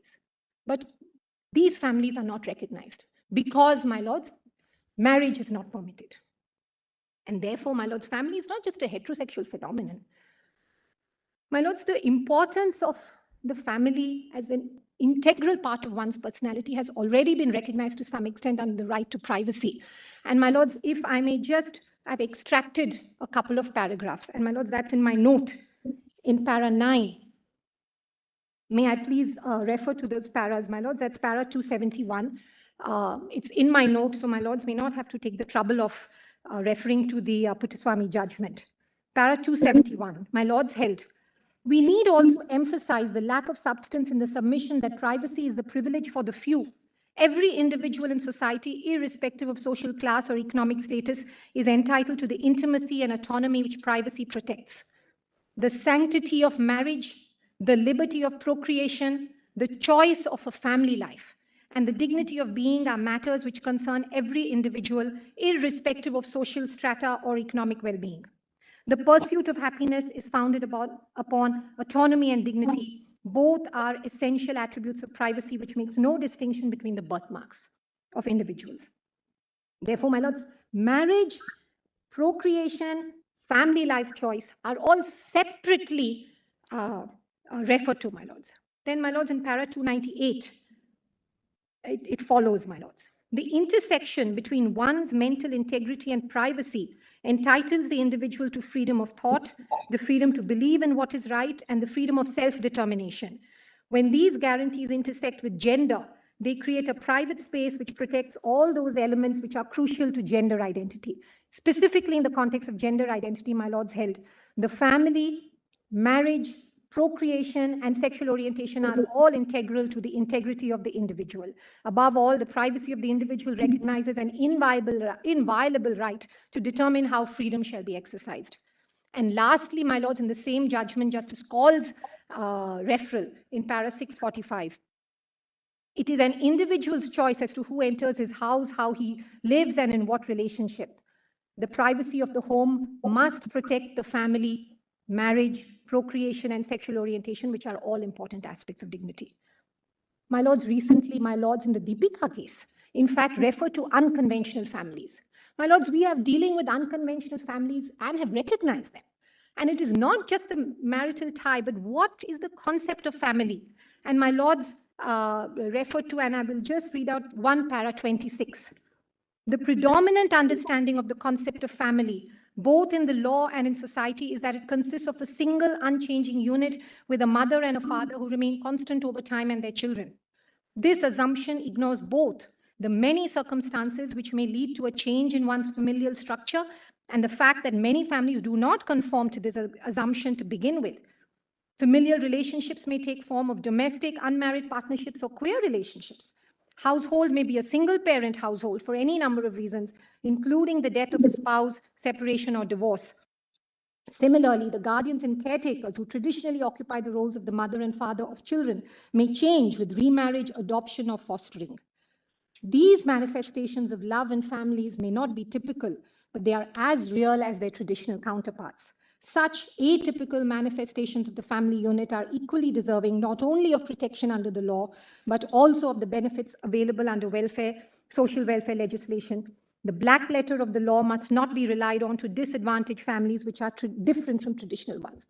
So therefore, my lords, I ask, should families where persons are trans or of a different sexual orientation, can they be denied of the right to have a family life? And my lords, interestingly, the Delhi High Court, in a 2021 judgment in Lakshmi Bhavya Taneru, this was in the case of a heterosexual couple, which didn't have children. They wanted to be together. And the court, in fact, for the first time held that this would come under Article 21, and I would read out, my lords. We have no doubt the right to a meaningful family life, which allows a person to live a fulfilling life and helps in retaining her or his physical, psychological, and emotional integrity, would have a place in the four corners of Article 21 of the Constitution. My lords, is a family different just because your gender identity is different? Are these not the same values that all of us want at the end of the day? And so therefore, my lords, I argue that this should fall under Article 21. And my lords, this has been recognized in European jurisprudence and in some of the international treaties. And I've just had a reference of these for my lords' reference. My lords, the Universal Declaration of Human Rights, the 1948 document, while it refers to men and women because gender identity was not an issue at that time, it still recognizes under Article 16, men and women of full age without any limitation due to race, nationality, or religion have the right to marry and to found a family. My lords, that's what I want to insist on. They are entitled to equal rights to marriage, during marriage, and its dissolution. The ICCPR, my lords, in 66 held under Article 23(1), the family is the natural and fundamental group unit of society and is entitled to protection by society and the state. My lords, we have signed up to ICCPR. The right of men and women of marriageable age to marry and to found a family shall be recognized. And my lords, the European Union, of course, has separate fundamental rights on this. The Charter of Fundamental Rights of the EU, my lords, in Article 9 holds all persons have the right to marry and the right to found a family. And the European Convention on Human Rights, my lords, Article 8 and 12. Article 8 states that everyone has the right to respect for his family and private life, his home and his correspondence. Article 12 states that men and women of marriageable age have the right to marry and to found a family according to national laws governing the exercise of this right. My lords, the Yogyakarta principles, which were relied upon by this honorable court in Nalsa, in fact, has a specific article on the right to have a family in the context of marriage. And my lords, that is Principle 24, which I have extracted. Everyone has the right to found a family, regardless of sexual orientation or gender identity. It reiterates what my lords, in fact, said in Deepika. Families exist in diverse forms. No family may be subjected to discrimination on the basis of sexual orientation or gender identity or of any of its members. And it, in fact, calls for states to ensure that laws and policies recognize the diversity of family forms and to ensure that in states that recognize same-sex marriages or registered partnerships, any entitlement, privilege, obligation, or benefit available to different sex married or registered partners is equally available to same-sex married or registered partners.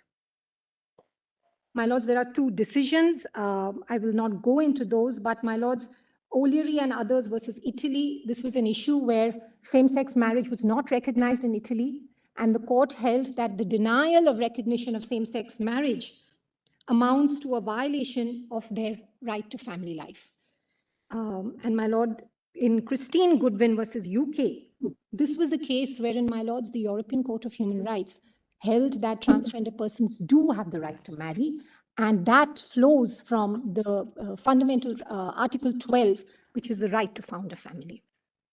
And therefore, my lords, I would argue that we have to recognize that there is a fundamental right to family under Article 21, and in order to exercise that, the right to marry has to be granted.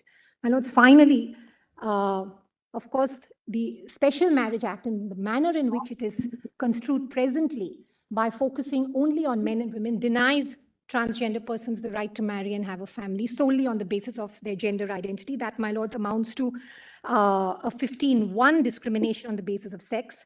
My lords, before I go on to just my last para, I have given a proposed reading of the Special Marriage Act, which replaces men or women with persons or spouses. It's for my lord's consideration. It's there. It's in fact on the last page of the submission. Page 6, it is at the end of the submission. And my lords, so therefore my submission is that all references to male or female be read to refer to as persons, and all references to husband or wife be referred to as spouses, to include all persons, irrespective of their gender and sexual orientation, and I have given a formulation of that. My lords, I want to just end with a reference from Navtej. My lords, ultimately, these issues of marriage rights, my lords, our argument is that it is marriage rights for all.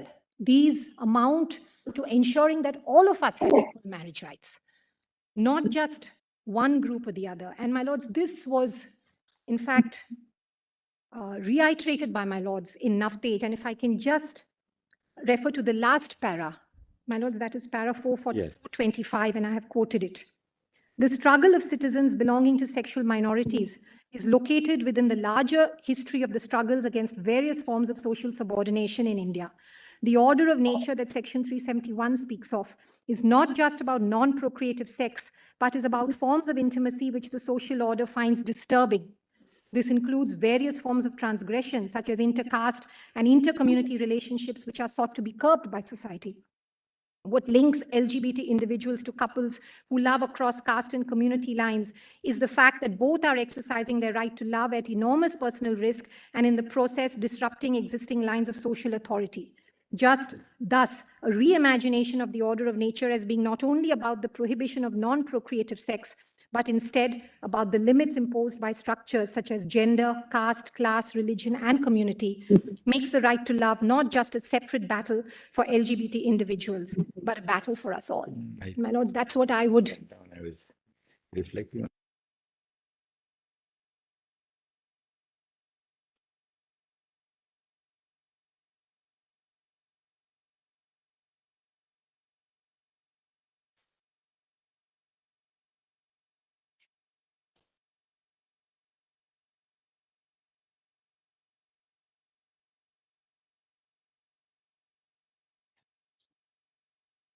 Yes. Therefore, my lords, I submit that these are issues that need to be addressed. And I pray that. Thank you, Ms. Kodari. Thank you. My lords, I have also submitted, I won't go into it, I've submitted an article from the Cardozo Law Review on the right to family relating to same-sex relationships. It is there for my lord's reference. I leave it at that. Thank you, Ms. Kodari. Very grateful. Our brothers, Brother Call, Justice Brother Bhatt, we have about 4 minutes left. Should we come back after lunch and hear Ms. Dr. Gurswamy after lunch, if that's all right with both of you? Yes, I think that's better because she is to take about 30 We'll have a, exactly. together, so it will give a best. So, Dr. Gurswamy, we will hear you after lunch. Grateful, my lords. Grateful. Grateful, my lords. You brothers after lunch. Okay, thank you.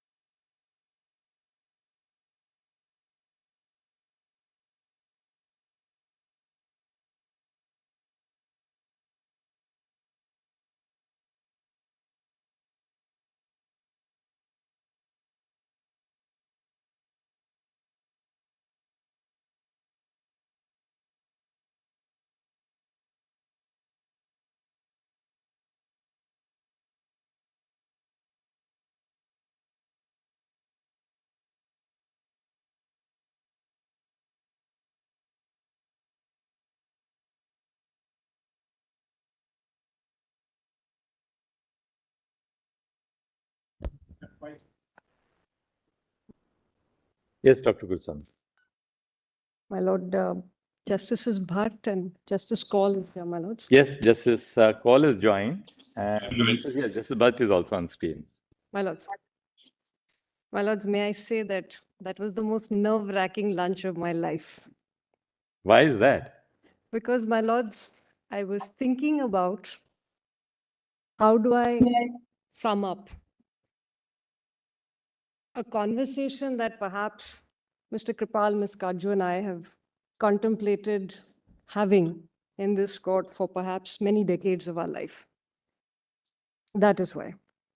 So I went high on sugar and low on carb, my lords, at lunchtime.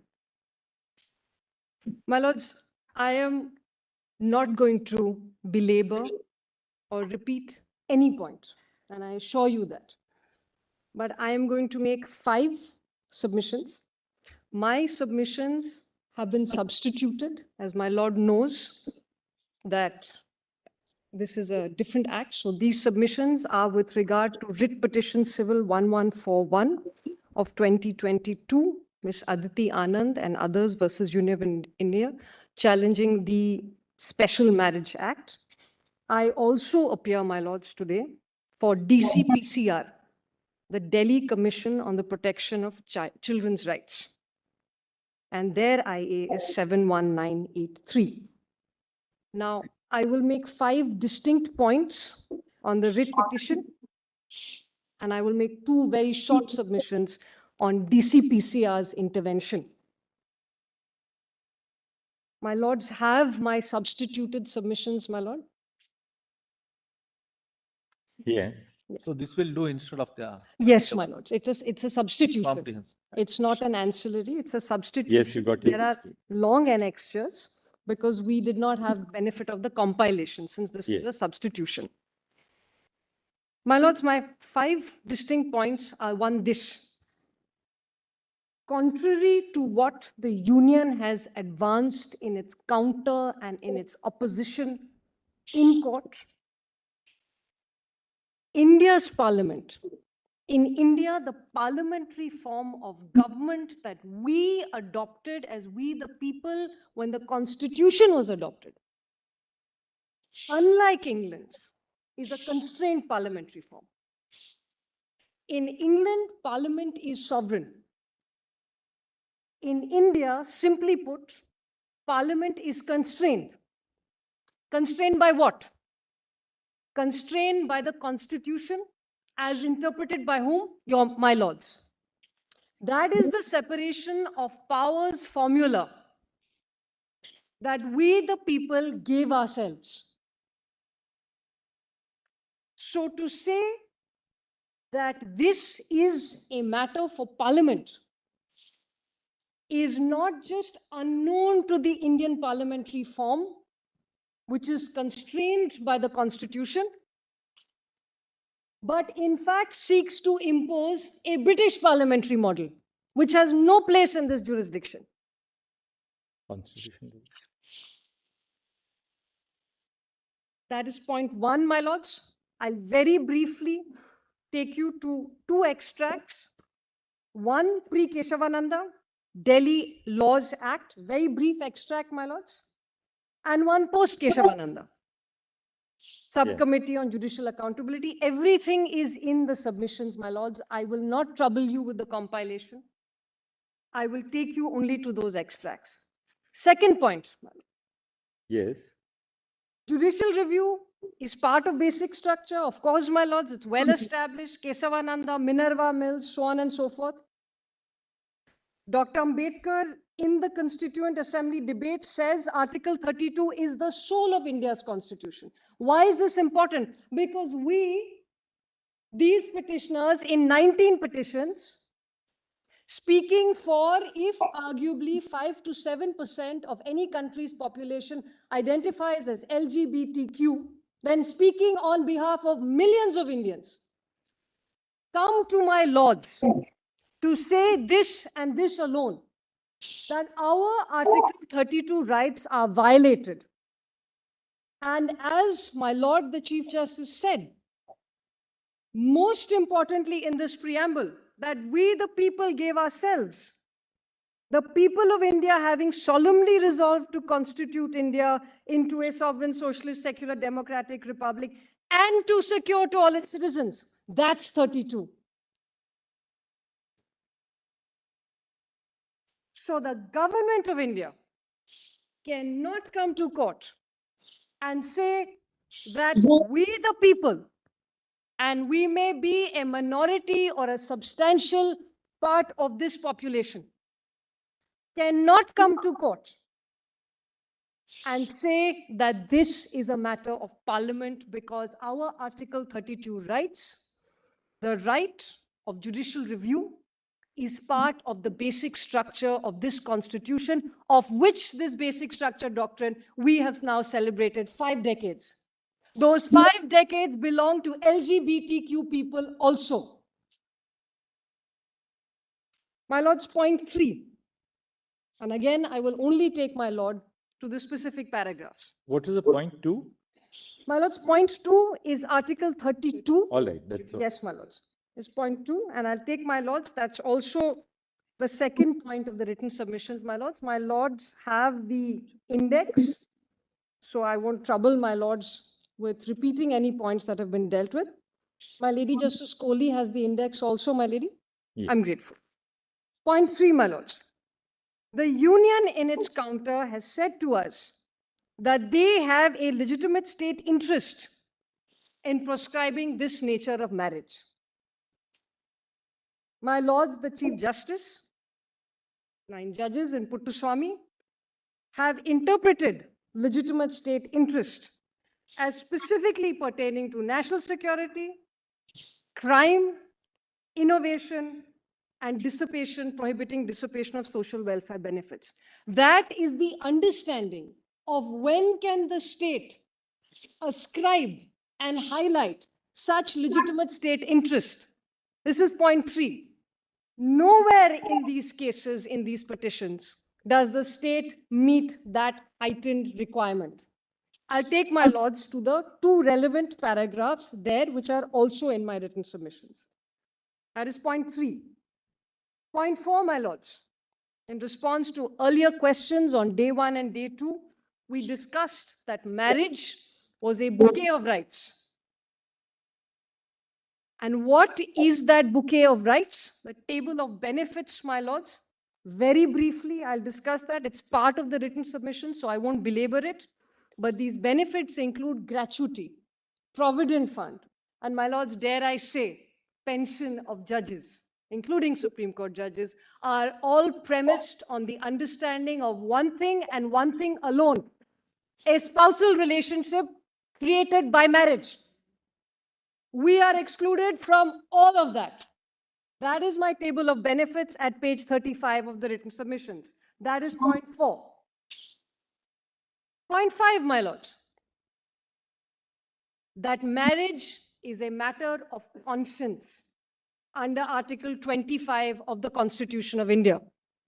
Now, my lords have heard arguments on Article 14, 15, 19, 21. They are all extracted in my submissions. I adopt my comrades at the bar who've advanced those arguments. I'm not going to repeat them. They're part of my written submissions. But marriage is also a matter of conscience under Article 25 of the Constitution. And that is my point 5. Finally, my lords, there is a workability table. I will not trouble my lords, but just to say that it is part of the submissions. But the final point I want to say, and I will come back to this also when I deal with the submissions of the statutory body, that is DCPCR, is that our Annexure 6 in my submissions is the only study that is based in India. It has 5,800 respondents, and the study speaks to, 1, the journey post-Johar, how it has impacted LGBTQ people, and 2, how marriage equality will impact LGBTQ people, and that is a substantial portion of the annexure that is part of these written submissions. I couldn't put it in the compilation because at that time I was on a different brief. And of course, my lords knows that the Indian Psychiatric Society has also released a statement commending marriage equality.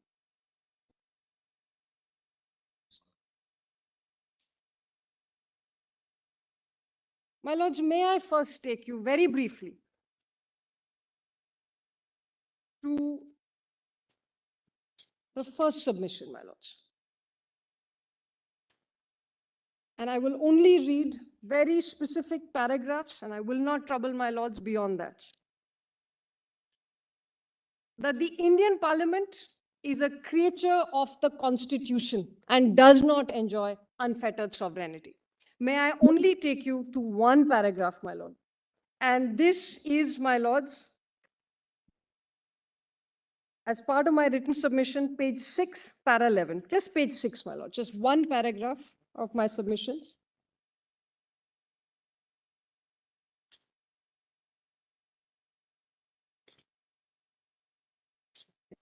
My lords have parallel. Yes. My lord? Yes. I'm just going to read from the middle of this paragraph. This is what your lordships in a 7-judge bench of this honorable court in Delhi Laws Act 1912. My Lord Justice Kaul has the submissions, my lord. Yes, Justice Hat? we have it with me. Yes. Thank you, my lords. In the middle of this paragraph, para 12, this is how your lordships and 7 judges in 1951 distinguish India's parliament from that of Britain. My lords say, the Indian Parliament is a creature of the Constitution. Its powers, rights, privileges, and obligations have to be found in the relevant articles of the Constitution. It is not a sovereign body, uncontrolled with unlimited powers. The Constitution of India has conferred on the Indian Parliament powers to make laws in respects of matters specified in appropriate places. The following sentence, and it is constrained in particular by articles found in Part 3 dealing with fundamental rights. But Dr. Guruswamy, Yes, my lord. The point really is that the fact that the canvas which is covered by these petitions also falls within the, or does fall, let me not say also, does fall within the domain of Parliament is undisputed. You cannot dispute the fact that Parliament has legislative power over the canvas which is covered by these petitions, which is entry 5 of the concurrent list. My lord. Because just let's see entry 5 of the concurrent list of the Constitution. Yes, ma'am.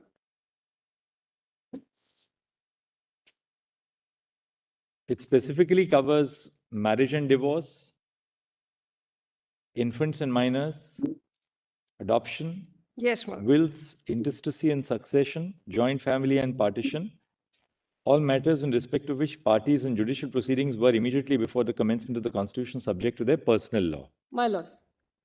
Right? Therefore, entry 5 also recognizes the position that all matters which prior to the Constitution were a part of the personal law fall now within the domain of Parliament under entry 5 of list 3. Therefore, there's no gainsaying the fact that Parliament does have. So, for us to say that, to accept the submission of the Union would be to transplant the British parliamentary model may not be entirely correct. You are right that the British Parliament, at least before the Human Rights Act, yes, was untrammeled. It was a sovereign. It was an expression of the sovereign will yes, of the people, and therefore judicial review couldn't certainly extend to striking down a law. Even today, you have the doctrine of incompatibility. But equally, that really begs the question, because our Parliament has specific jurisdiction in legislative terms by virtue of Article 246, read with entry 5 of List 3, my lord, to legislate on this area. My lord. Now, the question which we really therefore have to pose is that if this is a power which is conferred specifically on the Parliament, does the court then, where does the court really exercise jurisdiction? Very Which are those interstices which are left open for the court to exercise its power? Therefore, I don't think we can take it that far to say that, as you have said in your first point, that that to say that this is a matter for Parliament seeks to impose a British parliamentary form. That may be a very, it may not be really a very correct way of stating it. My lords, may I respond with this, my lords? The argument, my lords, is simply this, that in these areas where there has been legislation, the Special Marriage Act, for instance, in these areas where there has been legislation, the Special Marriage Act, read in conjunction with well-established case law by my lords, both this nature of case, what is the function, what is the width and ambit of parliament, along with cases like Puttaswamy and Johar, which my lords have made clear that fundamental rights cannot be trammeled. The argument is simply this, that these have to be read conjointly, that we cannot have a situation where the state, when it is remiss, either in discussing something, in creating that positive obligation that my lords have spoken about, both in Puttaswamy and in Johar. Dr. That my Guruswamy, lords, just yes, my on lord, the Justice same note, as on the same note, when you're casting a positive obligation on the lawmakers, just go back to the point of time of article. Look at Article 17. It says untouchability is forbidden and it's an offense. It presupposes the creation of a law. And the first law that we had was in Civil Rights Act 1955. My lord. You're aware of that? Yes, my lord. But it was felt to be inadequate. What did the court do? Did the court step in and say this is wrong? According to you, it can. That's one situation. We are in a situation where there is no law. There is no Civil Rights Act. And something as assertive, as positive as 17, if we were to be enforced, how would the court deal with it? We are one step ahead and one step backward also. If it is forbidden and it's an offense, and to be an offense, you need a law. You understand that. Therefore, I follow. Horizontal right as well. Yes. So there is a concomitant, both things are to go together. That right has to be translated into law. And you can't have a wider right than that. To my mind, there is no right other than Article 17, which is cast in the most absolute terms. And yet that depended, because you're dealing with an offense, that depended upon the lawmaker, left it to the lawmaker to lay out the conditions in which an offense could be created. Because after all, then you're dealing with someone else's life, liberties, right? Yes. So therefore, that legislative vacuum had to be addressed by Parliament through an enactment. So we are almost at that situation, but with not such a wide right. It's a derivative right as of now because of a kind of seamless web which you are trying to expound. That the judgments of the court, starting with decriminalization, a general right of privacy, you're stitching it all and saying that there is an organic growth, which means that we have a right to marry. Therefore, there is need for recognition. My lords, I follow, and I'm grateful, Justice, but I'm grateful. My lords, if we read Article 17, if I may, with your permission, untouchability is abolished and its practice in any form is forbidden. The enforcement of any disability arising out of untouchability shall be an offense punishable in accordance with law. So the text of the Constitution and the drafters made it incumbent upon the legislature to have an enactment, an act of parliament that would in fact make this an implementable criminal offense. Even without that, you could have had it. Even without that, you could, even without those, in the absence of that term, it was still possible for Parliament to enact it. But why did they have it? They cast an obligation. Therefore, there are different kinds of rights in the Fundamental Rights chapter. Now, what you are saying is something which is now recognized as a right necessarily has to be translated into law. That is where I think the Chief Justice's question is very important. My lords. unless we create an obligation, because short of an obligation of that kind, how do we weave out an obligation or a mandate? My lords, my respect. Now take Puttaswamy itself. Puttaswamy really arose in the context of Aadhaar. When the Aadhaar challenge was laid before our court, Yes, my lords. then Attorney General Mr. Rohatgi argued that there is no right to privacy, based on a judgment of the court, our court, which had held that there is no right to privacy. But then there were views, say in Khadak Singh and following cases, which said that there is a right to privacy. When Puttaswamy came before the court, specifically in the context of informational privacy, which was really the backdrop to Puttaswamy, the concluding part of the judgment says that we would expect that Parliament should come out with a draft bill or a law on privacy. By then, some steps had been taken because the Sri Krishna Committee had been constituted. We took note of what had been done by Parliament, namely the constitution of the Sri Krishna Committee. Obviously, we couldn't issue a mandamus to the legislature. And then we said that this is what we have been assured. So even in the context of privacy, the thing is that these rights the court has contemplated have to be fleshed out by the legislature. There are cases, of course, Vishakha is the classical example where the court has laid down a framework pending the legislature stepping in and creating a law specifically on the safety of women in the workplace. But the test really is this: how far does the court go?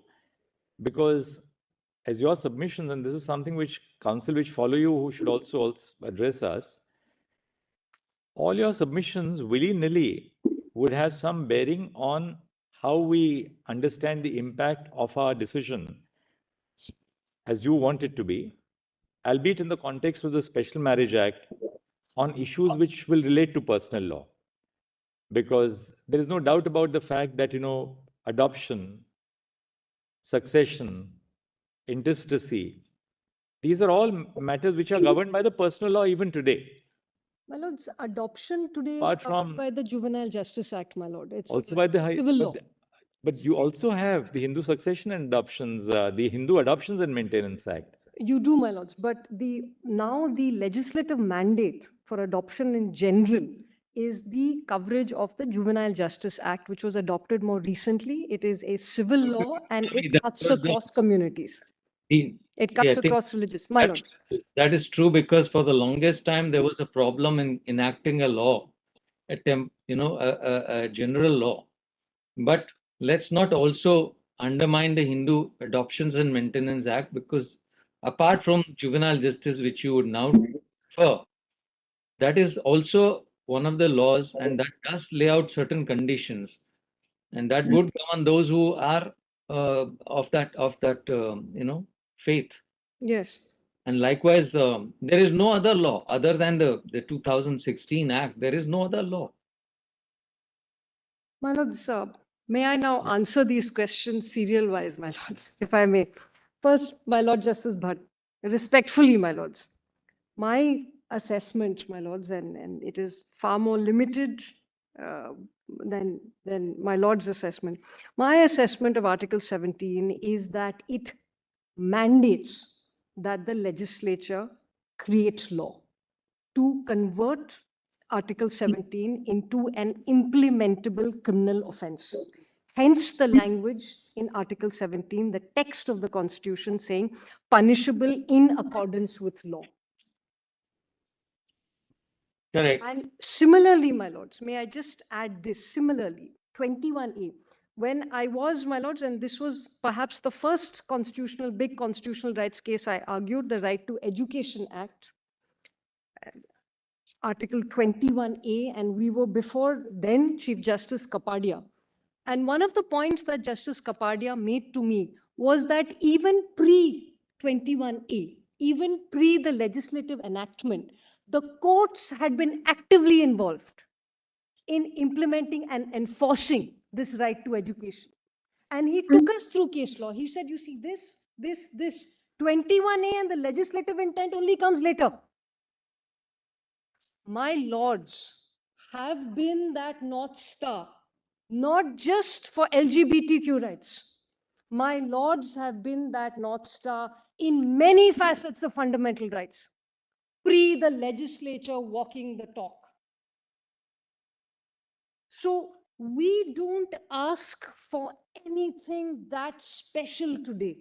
With respect, we only ask for a workable interpretation, my lords, of the Special Marriage Act. And council after council after council have presented workability tables to my lords, as have I. If it is a question of reading spouse instead of husband or wife, that is one option. If it is a question of expanding the definition and reading in a constitutionally tenable technique, that is an option. If it is a question of taking from 13 of the General Clauses Act, where male includes female, that is an option. We have interpretive options available to this August Constitutional Court. We only ask for a constitutionally tenable interpretation per Puttaswamy, per Johar, pre-Keshavananda, post-Keshavananda, including Keshavananda. That's what we ask. For our basic structure is also intertwined with Keshava and Minerva and what follows after that. That is the purpose of point number 1. We are not that discrete, that distinct, that devoid of basic structure that we will not be read into Minerva, Keshava, and the cases that follow. We are part of we the people, and we are citizens of this country. Basic structure also belongs to us. 32 is also our soul. And Parliament cannot be the reason to exclude us from this gamut of our Constitution.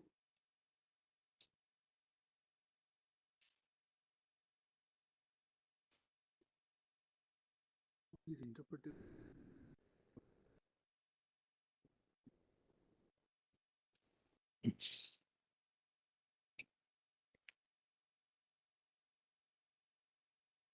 Now, my lords, may I just take my lords to page 12 of my submissions?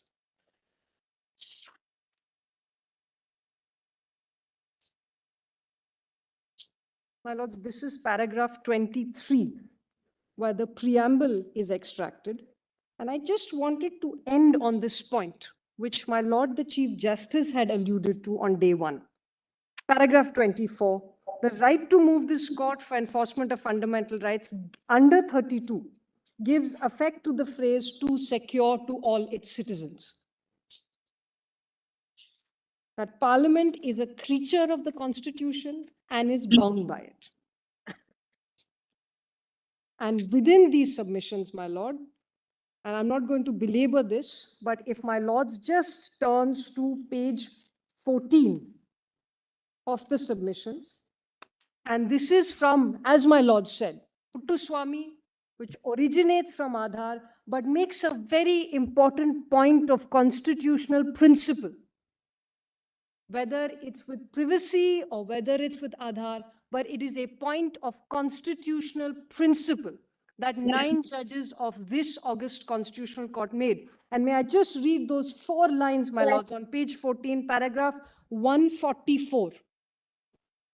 The purpose of elevating certain rights to the stature of guaranteed fundamental rights is to insulate their exercise from the disdain of majorities, whether legislative or popular.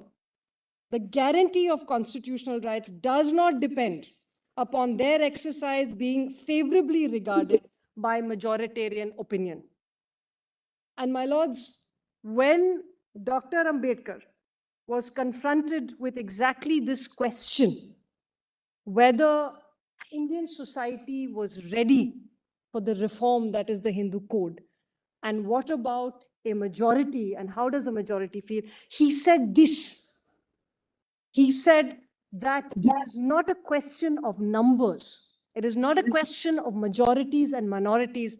It is a question of conscience. I would submit, my lords, that by insulating fundamental rights from the whims and vagaries of majorities and minorities, this constitutional court has created a constitutional principle that Dr. Ambedkar called conscience.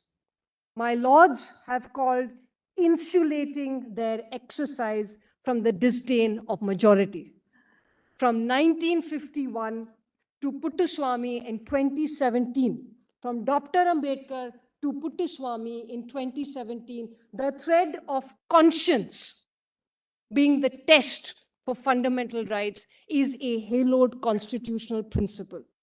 The chairperson of the drafting committee felt so. My lords have felt so, that there is certain basic rights that are not subject to the whims and vagaries of either a legislature that does not create that positive enactment, which the Supreme Court of the United States in Obergefell said that constitutional conversation is a continuing one. Dr. Guruswamy, you are right in asserting that marriage itself is a bouquet of rights. And you identified three: gratuity, provident fund, pension. Actually, it doesn't stop at that at all. I think the most important social security which is provided to spouses between each other, yes, my lord, apart from, of course, the spousal comfort and consortium, is your entitlement upon the death of a spouse, yes, say in the case of a motor accident or natural death. Yes. Now, if we declare, as you say, using the SMA, that, substitute the word spouse for husband and wife, or substitute person for man and woman, for the moment, take it for the granted, that's a simple act of reading up or reading down the statute. But then can we stop at that today? Can we stop at that and say that, look, we'll go so far and no further? What happens, suppose there are two Hindu women who have then married, or there are two Hindu men who have married, and you have one of them dies? Can the court today then say that we will not go into what will happen, suppose, in the case of intestacy? Because there the Hindu Succession Act says, in the event of a Hindu male dying intestate, property will devolve in the following manner. But there's a clear distinction between what a woman will get, what a man will get. When a woman dies intestate, there's a different line of succession. Yes. How does the court today, if we have to go into this, how does the court avoid getting into other issues which are necessarily intrinsically interlinked to what you are arguing? See, so long as you are dealing with broader issues like dignity, the right to family life, that marriage is an essence of human dignity, that people are not trying to denigrate the institution of marriage, but trying to benefit from the institution of marriage. Why should it be confined only to heterosexual couples? That's conceptually the easier terrain for the court to cross. The difficulty is, once you cross the terrain, there's no stopping then. The court necessarily has to... Just a follow-up question. I think what I would also echo what the Chief Justice is saying. My lord. The constitutional or the theoretical underpinnings of your argument and your predecessors is easily comprehensible, and let's say that's it's an achievable target as long as we confine ourselves to that. But if we were to adopt the course that you were asking us to, necessarily one of the important consequences, and I'm not highlighting this as the only, which is what the Chief Justice actually alluded to, is that the provision makes a distinction between personal laws and personal laws. And then which means that a spouse who is not recognized in personal law, but who is treated as a spouse according to our interpretation, will actually lose out in the event of an unforeseen unnatural death. Let's say where one of the spouses have, neither of the spouses have made any testamentary bequest. In such a case, when intestacy follows, the surviving spouse is left with nothing, perhaps even the children, because then the personal laws of succession apply, at least in the case of 4 or 5 communities.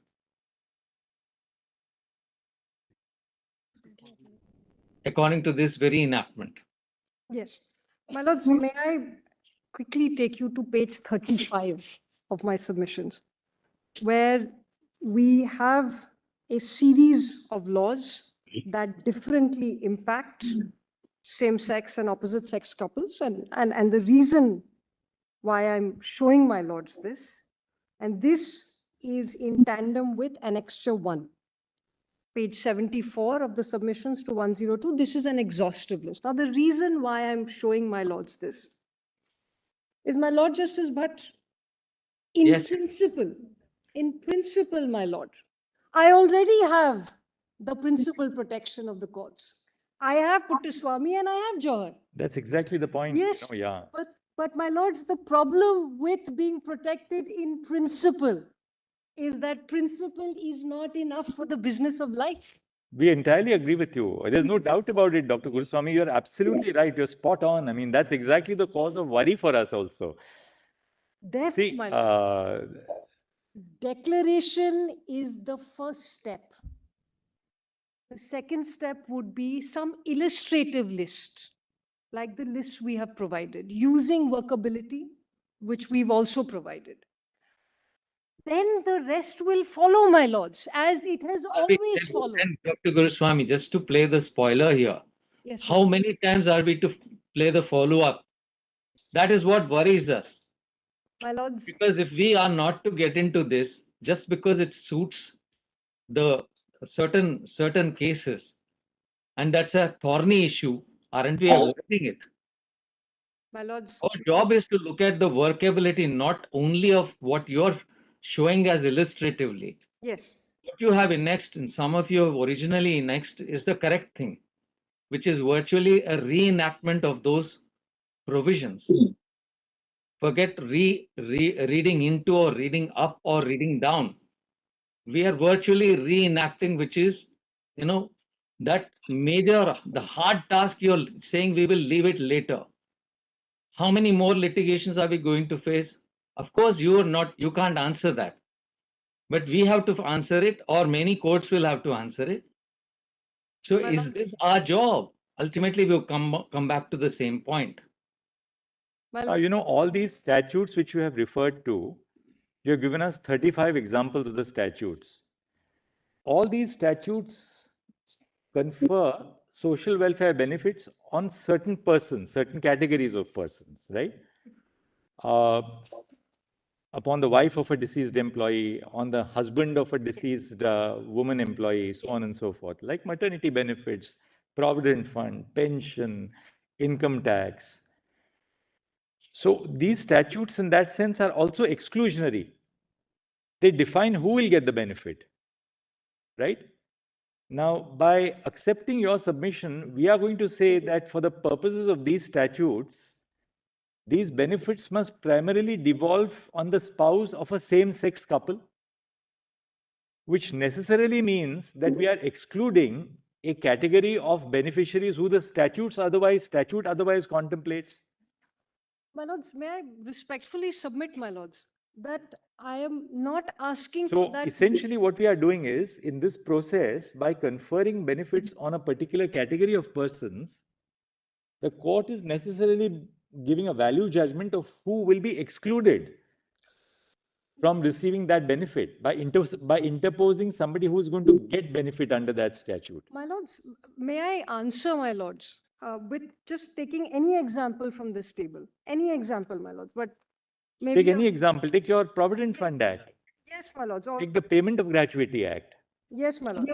The Payment of Gratuity Act, my lords, that's the first in my table, the Payment of Gratuity Act 1972. If my lords please just turns to page 30. Simple example, if an employee dies without having, say a single employee dies, not married at all, forget the same sex, the Gratuity Act will define, or the law of succession will define, who will be entitled to those benefits, right? Yes, my lords. And it only Now, by saying that that benefit which is contemplated under the Payment of Gratuity Act should be given to the same-sex spouse of that particular employee, we necessarily exclude employees who would be the beneficiaries who would otherwise be entitled to under the Act. my lords, Now, the only point which we are putting to you is this: does this not therefore intervene? Does this not raise some issue of statutory value judgment? my lords, may I just say this, my lords? If we just look at the term sex, These are, these, because now that we get into, follow, my lords. so, the broader canvas, Puttaswamy, Johar, we've now come a far, long way ahead from there. You need not really labor that. No, my lords. Question is, this is now what is the, Yes. this is now the worrying, May I just not the jurisprudence. back to the gratuity? Jurisprudence on 21 is the least bit of a My lords, ground. I said I won't be touching it. My lords, may I take you, my lords, back to the Gratuity Act? This is page Dr. 30. Manika Guruswamy, Please. see, that's the reason we began by saying that we will, one way or the other, rule on the view you want to be adopted of a status of a marriage and certain whatever consequential benefits arise. Point 4 of Mr. Mukul Rohtgi's argument. I bow down, my lords. Beyond that, This is when you get exactly into it. the nitty-gritty, and I agree with the Chief Justice, it becomes very complicated exercise. And it is an inclusive methodology and exclusive methodology both, creating different rights. How can all these scenarios, the complete painting, if I would say, be painted in advance? That's a difficult exercise. My lords, most of the examples that are given in the submissions really involve only a re-understanding of the marital relationship. That's it, because all of them, the Gratuity Act, the Provident Fund Act, says the benefit goes to the surviving spouse. So here, the technical leap that needs to be made is not much, my lords. It is only about who can be married. The moment we are read into the SMA, then these statutory requirements are satisfied. Because, for instance, the Gratuity Act says can only nominate his/her family members as a nominee, and any nomination outside the family is void. The explanation says married, children. These are the nominations. So, my lords, all that we would humbly request, there is just a reading in to who can marry. The moment we are read into the SMA, then these problems dissipate. And that reading into the SMA is a declaration by my lords. Then in Dr. all Guruswamy. these statutes, Dr. Guruswamy, may I my lord, bring to your attention section 21A, which is very specific, and it is within the SMA. Because if we have to make some provision of reading in under that act, we have to make it consistent with the other provisions. Now, section 21A is a departure. It was brought in 1976 to preserve the application of personal laws in the case of these four categories: Hindus, Buddhists, Sikh, or Jains. my lord. Means that you revert to your personal law. Then that brings you back. There is no question of your shying away from this. And like Dr. Singhvi fairly argued about section 27, certain, I think Mr. Rohtgi argued about other provisions. The remit of this is very clear, that you will revert to personal law. And in the case, now, as you say, the business of life has to go on an everyday basis. Now we, as arguendo, we declare that man includes woman or whatever, and we say spouse. What happens is, what could happen is, if tomorrow somebody dies due to an unforeseen circumstance like an accident. If it is an accident, there is no intestate there is no testamentary, disposition, and let's say assume there is no will. Then necessarily you will revert to the Hindu Marriage Act, Hindu Succession Act, and the order of succession will have to be in accordance with that. The surviving spouse will be deprived. We will have to make sense of this, and I'm drawing this to your attention because even if we accept your argument about section 4, all this will immediately stand up. We may not go into other statutes, but certainly internal sense of this enactment is necessary. My lords, there will need to necessarily be internal coherence. There is no way that I would be able to argue out of that. There is my lords will have a declaration, my respectful submission. There would be a declaration. There would be some illustrations, and most civil law would be covered by that declaration. There will be situations like 21A, and those will follow, my lords. And that is the intention of the Special Marriage Act, my lords, that it follows in this way. And we will not be exempt from that. There is no category of citizens that will not have to necessarily follow how the Special Marriage Act devolves in all its parts. It is one law for all, my lords.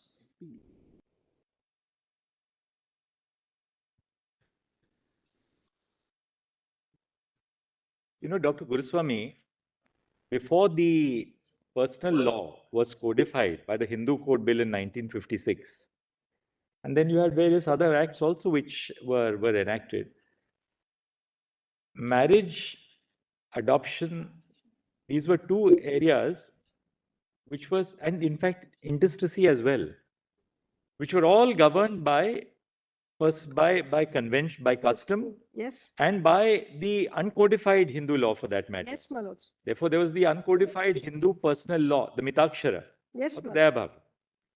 Now, what the Hindu code bills did in 1956 was to bring about a codification of this. Now, the Special Marriage Act was, in that sense, an exception. It carved out an exception because it professed to be neutral to religion. The idea was to encourage, or to at least have a legislative framework for intra-religious, inter-religious, inter-caste marriages, so on and so forth. So what it did essentially was to carve out an exception from the general principle that marriage, intestacy, adoption, all matters which fall now within the ambit of entry 5 of list 3 were governed by your personal law prior to the codification by the uncodified Hindu law. Now, what we are therefore, you know, even the argument, I mean, this is something which you need to also reflect on, we need to reflect on. The argument that we confine it only to the Special Marriage Act is therefore this, that you create for same-sex couples a non-religious, right, am I right? A non-religious framework for marriage, and then whatever follows with it. So there's a value judgment in that the court will not give this benefit to those people who still say that, well, I assert my right to stay within the fold of my religion. This is for those who are governed by the secular law, namely the Special Marriage Act. Second, then, even the Special Marriage Act, in the case of these 4 communities, Hindu, Jains, Buddhists, and Sikh, takes you back. The original act, as it stood, said the moment you apply the Special Marriage Act, you are ousted from your family. The moment there's a severance from your family, you lose all the benefits of being a member of the family. You cease to be a co-partner in the family. This now 21A tells you that, well, you go back. This will not involve a severance from the family. Yes. Yes. So, which indicates, therefore, that even in respect of a marriage which is governed by the Special Marriage Act, all other incidents of the marriage are governed by your own personal law. And your personal law is intrinsically religious based. Whether it is in the case of the Hindu subject to the social reform which was brought about, which was permissible under Article 25, or in the case of Muslims, or in the case of Parsis, Zoroastrians. It has to follow, my lords. Quite right. Therefore, there is no denying or getting over the link between even the Special Marriage Act and personal law. Not at all, my lords. There is no, you know, as litigators, we may be seamstresses of arguments, my lords, between judgments, articles, but there is no getting away from this. I am not trying to say that thus far and no further. I am not trying to say separate but equal. I would never say that. This will be the natural flow. For now, we are suggesting interpretive techniques, a declaration, a broad definition. That is what we are suggesting. In the conversation, all that can't ever be confined only to the Special Marriage Act. It has to go beyond the Special Marriage Act. my substituted submission. Simple point, the Or for income an tax HMA officer will say, petition. what am I supposed to do in respect of a gift by a spouse to another spouse? It will follow, my lords. It will absolutely follow. Therefore, we also had an HMA petition. It will absolutely follow. I will not shy away from that. Then what your message is, you say this and brace up for more litigation. My lords, Because we don't believe Parliament is going to enact anything. my lords, and I don't believe either, as my lord saw on day one. We don't. I didn't say we. No, my lords, we don't believe, my lords, as in Yes, the I'm lawyers saying here, that my also. lords, I'm not my saying it lords. favour. No, Sorry. my lords. We I can't dare not suggest that. just in the same vein. Then Yes. are we to speak for the entire? Are you to speak for the entire community of the people who are before us?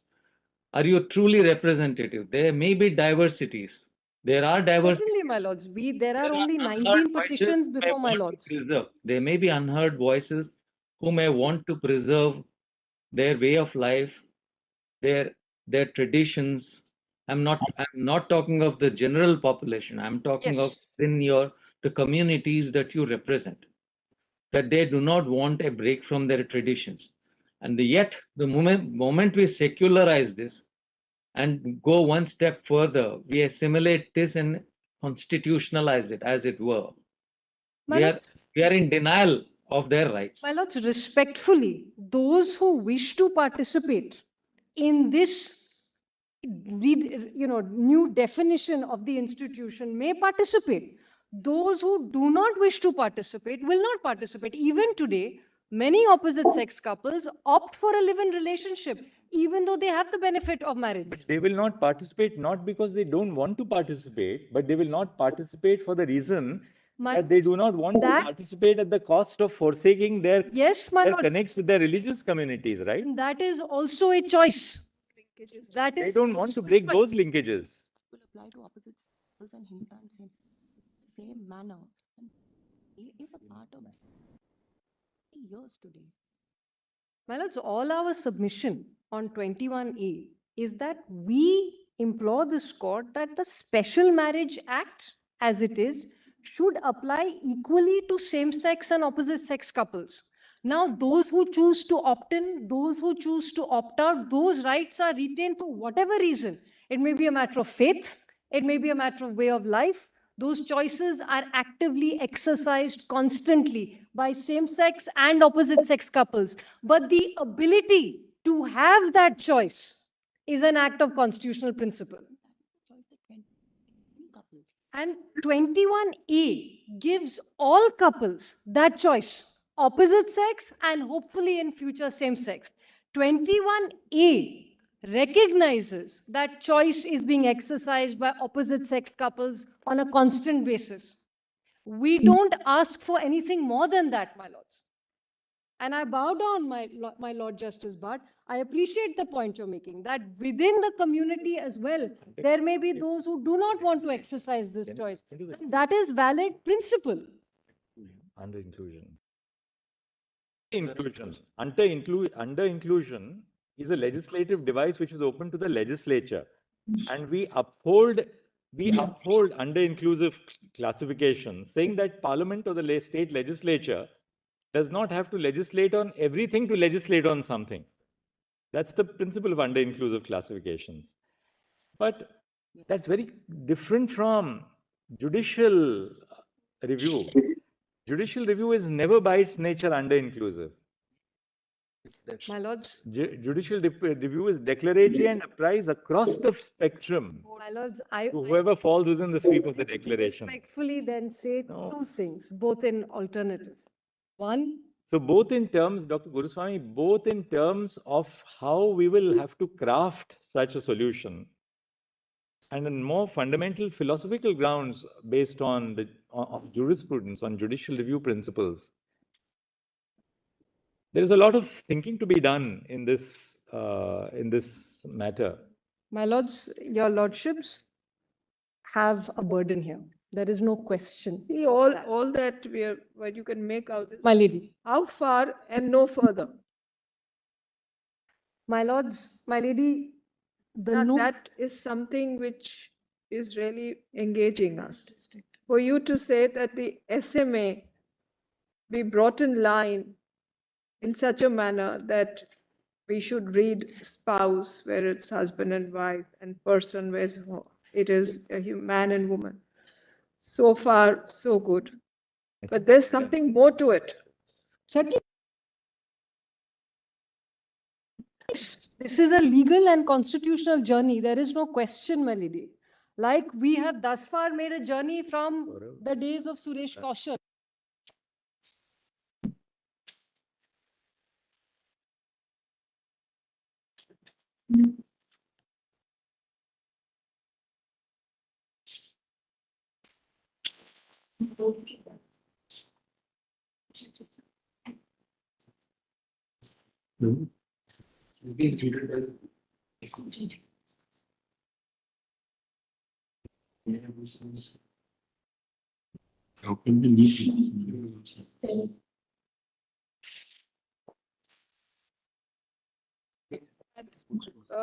Expecting the court to take that step, the one step further and stop at that?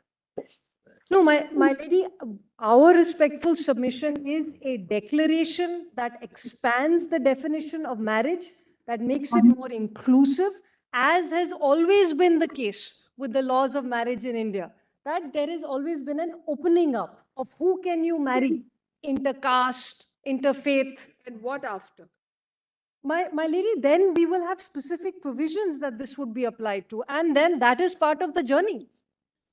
And all the rights and benefits of marriage, if a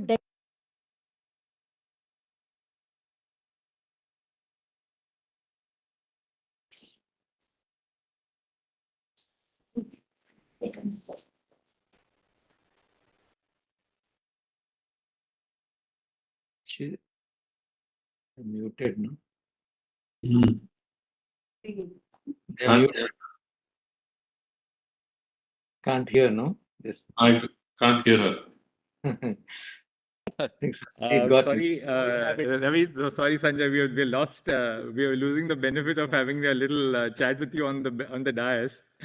So sorry, sincere apologies. We'll talk later. We'll talk across from once we've gotten up at 4 o'clock. Oh God. So sorry. Difficult. Not a phone call. No, that's okay. We'll continue. Yes. Talk later. Dr. Guruswamy, can we suggest one thing? Yes. We've placed our perspective on on certain issues of the matter which are difficult. We'll break here with your submissions. Maybe you can reflect on it and give us a 2 or 3 page note on this. Just sort of put your thoughts together and give it. That will really help us. So we'll go on with now. We'll take up Mr. Saurabh Kripal and then Ms. Grover because they have a little time to reflect. Yes, and thank you, Dr. Guruswamy. I'm very grateful for patience. Thanks for your formulation. Yes, Mr. Kripal. No option but to address this elephant in the room, which has been raised on workability, Milad. I think that's correct. But Milad, I say 2 or 3 things. First, Milad, Guruswamy alluded about lunch. I was hoping that there is this study in Israel which says that after lunch, judges are more liberal in granting relief because eating food just satisfies me. There's actually a study. I was hoping that will carry on now after lunch. But Milad, in terms of workability and the issue at hand, the question is how far and how much further do we have to go? This is just any other case at the end of the day. It may mean a lot for all of us personally. It may mean a lot for many other people in the community as well. But at the end of the day, my lords are discussing a list which is before my lords. Someone has challenged the provisions of the SMA and the SMA alone and no other act. My lords will therefore decide the constitutionality and mold the relief accordingly.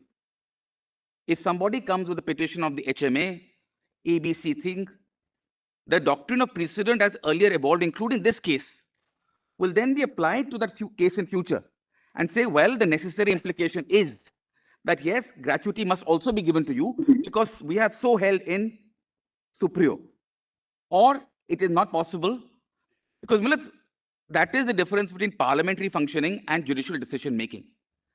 Parliament has the power and the jurisdiction in one go to have a complete understanding of everything. That does not mean that when there is an infraction of fundamental rights, and I think we must remember that this case is about marriage equality, and we focus constantly on the positive aspect of Article 21, Article 21. There is a very important Article 14 right as well, saying that if heterosexual couples have the right to get married under the SMA, and if you do not include us, non-heterosexuals, within the domain of the SMA, there is a violation of Article 14. What is the consequence of a normal violation of Article 14, or indeed any violation of any article in Part 3? Article 13 has the answer. Article 13 says, my lords will strike down the act. So if my lords holds that non-heterosexual couples have a fundamental right to marry, Article 21, but also have a right not to be discriminated against, because the moment the state recognizes a right in the heterosexual community and says you can have it but you cannot, the obligation normally is to strike down the act. So my lord, under Article 13, my lord will see Article 13. Yes, of course. So what is it that we're asking my lords to do? We're asking my lords that normally you would strike down the entire SMA, because that is the consequence. If heterosexual marriage is permitted, answer this in terms of the previous question. Yes, well, so I'm saying so what we do under inclusion in Article 14. Well, the question is whether they will be under inclusion or not. In certain circumstances, under inclusion is permitted. I would say this is one of those cases, sex being part of sexuality, part of Article 15, it is by virtue of the fact that it's a suspect category of classification, they can never be under inclusion on the ground of sexual orientation. That is the argument that has already been made. There may be cases when my lords can underclassify on certain grounds. But the idea of sexual orientation being so innate and already having been held in Navtej Johar, you cannot say today that we will permit underclassification on something as fundamental as a ground mentioned in Article 15. Because why are the grounds mentioned in Article 15 special? One is that they are just a species of the general equality right in Article 14. But Millis, there is something more than to the words used in Article 15. Striking down the law doesn't benefit you. Exactly. So Millis, right? So there is a principle of utres magis valeat quam periat. Millis, that is why we are asking for reading in or reading up. These are legislative, these are interpretive devices to save an act from unconstitutionality. Normally, an act like this would be unconstitutional because it is hit by Article 14 of the Constitution. My lord would normally have to strike down the act. Now that amounts to throwing the baby out with the bath water. My lords do not want to do that. Mr. Kripa, please, Melissa. Am I audible, or is there? Yes, now yes. I think there's some lag. Yes. So your argument is an extension of what Mr. Rohtgi argued, that firstly you attribute an exclusion. No matter whether this was intended or not, today you have to attribute this exclusion. Number one, step one is attribute an exclusion. Step two, the exclusion results in invalidation of the enactment. Yes. Step three, to the extent of the invalidation, it is rendered void. Now, in this case, there is no question of it's to the extent. There's no question of to the extent of repugnancy being void. It has to go. Then you say, step 4, in order to save it, this is the way out, read in something. Now, aren't we taking too many legislative steps here? Number 2, you're actually bringing in a contemporary intention when the intention was something else at that time when it was enacted. Yes. If I may address the second point, that is the first point. The second point is, as a matter of fact, show any analogous case where an underclassification has been invalidated. Overclassifications are typically invalidated. under classifications, of course, we have a new matrix now, but under classifications usually have been upheld. Yes, Milad. Milad, in the question of the fourth step. Yes. I'm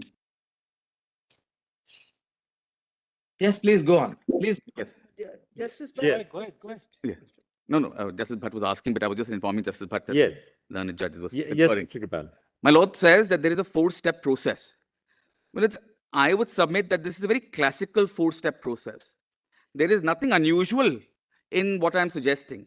Every time the doctrine of reading down is undertaken, there is a similar process that happens, which is there is a finding of invalidity. To that extent, it is or is not, or the entire act is void, is determined, and then an interpretive device is used so as to save something from the vice of unconstitutionality.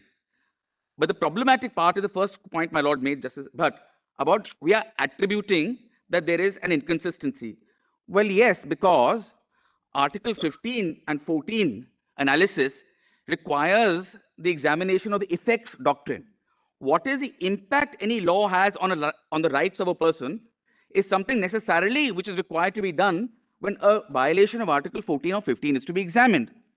And it's very clear in this case that by failing to recognize marriage equality and therefore treating and giving certain rights which follow from the SMA, and more than anything else, the recognition by the state of the recognition of your relationship and giving the sanctity of the authority of law to that relationship has a devastating effect on the dignity of an individual as well as the substantive rights of the individual. So, well, to say that we are attributing an exclusion, we don't need to. It's writ large. The fact is, the operation of the law as it stands today has a disparate, disproportionate impact on opposite sex couples or non-heterosexual couples directly hit by Article 14. So, well, if that happens, I fail to see how we can simultaneously retain an act which gives rights to people who are identically placed like us and but does not give a right to somebody else. For instance, Will, I ask myself, if Parliament were to enact a law that says that people can get married under the SMA only if they have certain property in hand and they do not have other property. So non-property classes, the way voting used to be, Miller, at one point of time, certain requirements are added, and those additional requirements, a section can be framed positively or negatively. And I'll take my Lord to one judgment in Romer and Evans in the US Supreme Court.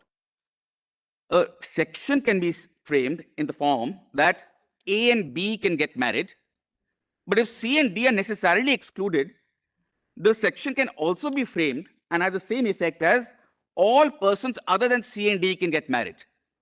And in fact, Millards, that is the only way to read the Special Marriage Act. Because the way the Special Marriage Act operates today is any two persons can get married as long as they are heterosexual. That is the way the section reads. What is the consequence? The section is also to be read as inevitably no two persons who are not heterosexual can get married. There is a clear discrimination on the ground of sexual orientation in this reading of the section. Well, that flows logically. There is no violence doing to the act.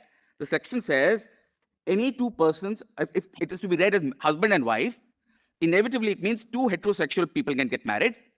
Next consequence, two non-heterosexual people cannot get married. Now the question is, can the law countenance, can the constitution countenance this form of invidious discrimination against non-heterosexual persons? I would submit, and I'll take my law to the lords to the test in this, because there's a holistic reading of 14, 19, 21. Sometimes there is an overemphasis on 21. But the reason we're also here, and we call it, I repeat, the marriage equality cases, that the moment heterosexual people have a right, you cannot say, well, let's not the good be the perfect or the enemy of the perfect. We can't give you everything, so we'll give you nothing. That, Willis, cannot happen. In the march of constitutional law and the march of interpretation of the Constitution and our rights, it cannot be said that is an all or nothing approach. It may end up being all, and I hope it does. But it does not mean we do not take the first step. And Willis, that is how judicial functioning happens, by precedent. My lords will decide the list at hand, the issue at hand, determine what are the rights at stake, give a finding. If that has an effect or impact on another case, then that will be decided in the other matter. Well, in 1950, the Constitution promised equality of sexes. In 1950. Are we not still coming to court in 2023 saying that there is sex discrimination? Or are we supposed to say, well, everything was given, we will give one judgment in 1950 that henceforth all rights given to women, men are to be given to women as well. That's not how a decision-making process works. That's not how litigation works.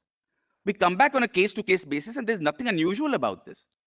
So what we are saying is, if you do not read the word spouse into section 4 of the SMA, then the section is bad. My lords will see section 4 with me. Different lane.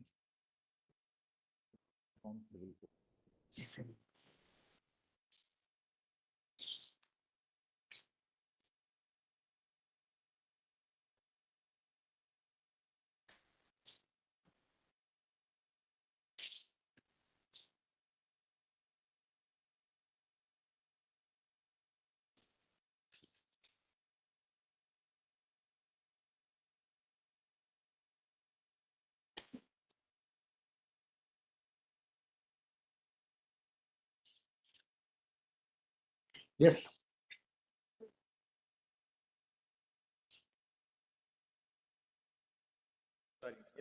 Just I was asking me to commence, resume, but I was. My lords will see section 4. Yes. And what is the argument if our declaration is not to be given? The word person will have to be read as a heterosexual person. Notwithstanding anything contained in any other law for the time being in force relating to solemnization of marriages, a marriage between any two heterosexual persons, because everyone else is excluded, heterosexual persons may be solemnized under this act. Can that be countenanced? Because what we are saying is any two persons must include both heterosexual and non-heterosexual persons. And therefore, if you are to restrict by any form of interpretation the two people getting married under this act to heterosexual people alone, then the act is bad. And well, it's some form of a charging section and every other is a machinery provision. This section is the heart of the act. If our marriage is recognized in section 4. Can we say that the intent by section 4 was to cover same-sex couples? No, Milad, of course it wasn't. It wasn't, right? Milad, no question about it, because this is 1954 legislation. Of course it wasn't. Yeah. Milad, I asked myself a question. Then the number of time my lords have struck down or read in matters, whenever my lord reads in something in a statute, you don't ever go by what the original intention was. The doctrine of reading in is not some form of finding the original intention and giving effect to that original intention. The doctrine of reading in forms a very different basis of jurisprudence, which is constitutional, to save it from the vice of unconstitutionality. Of course, this was not the intention.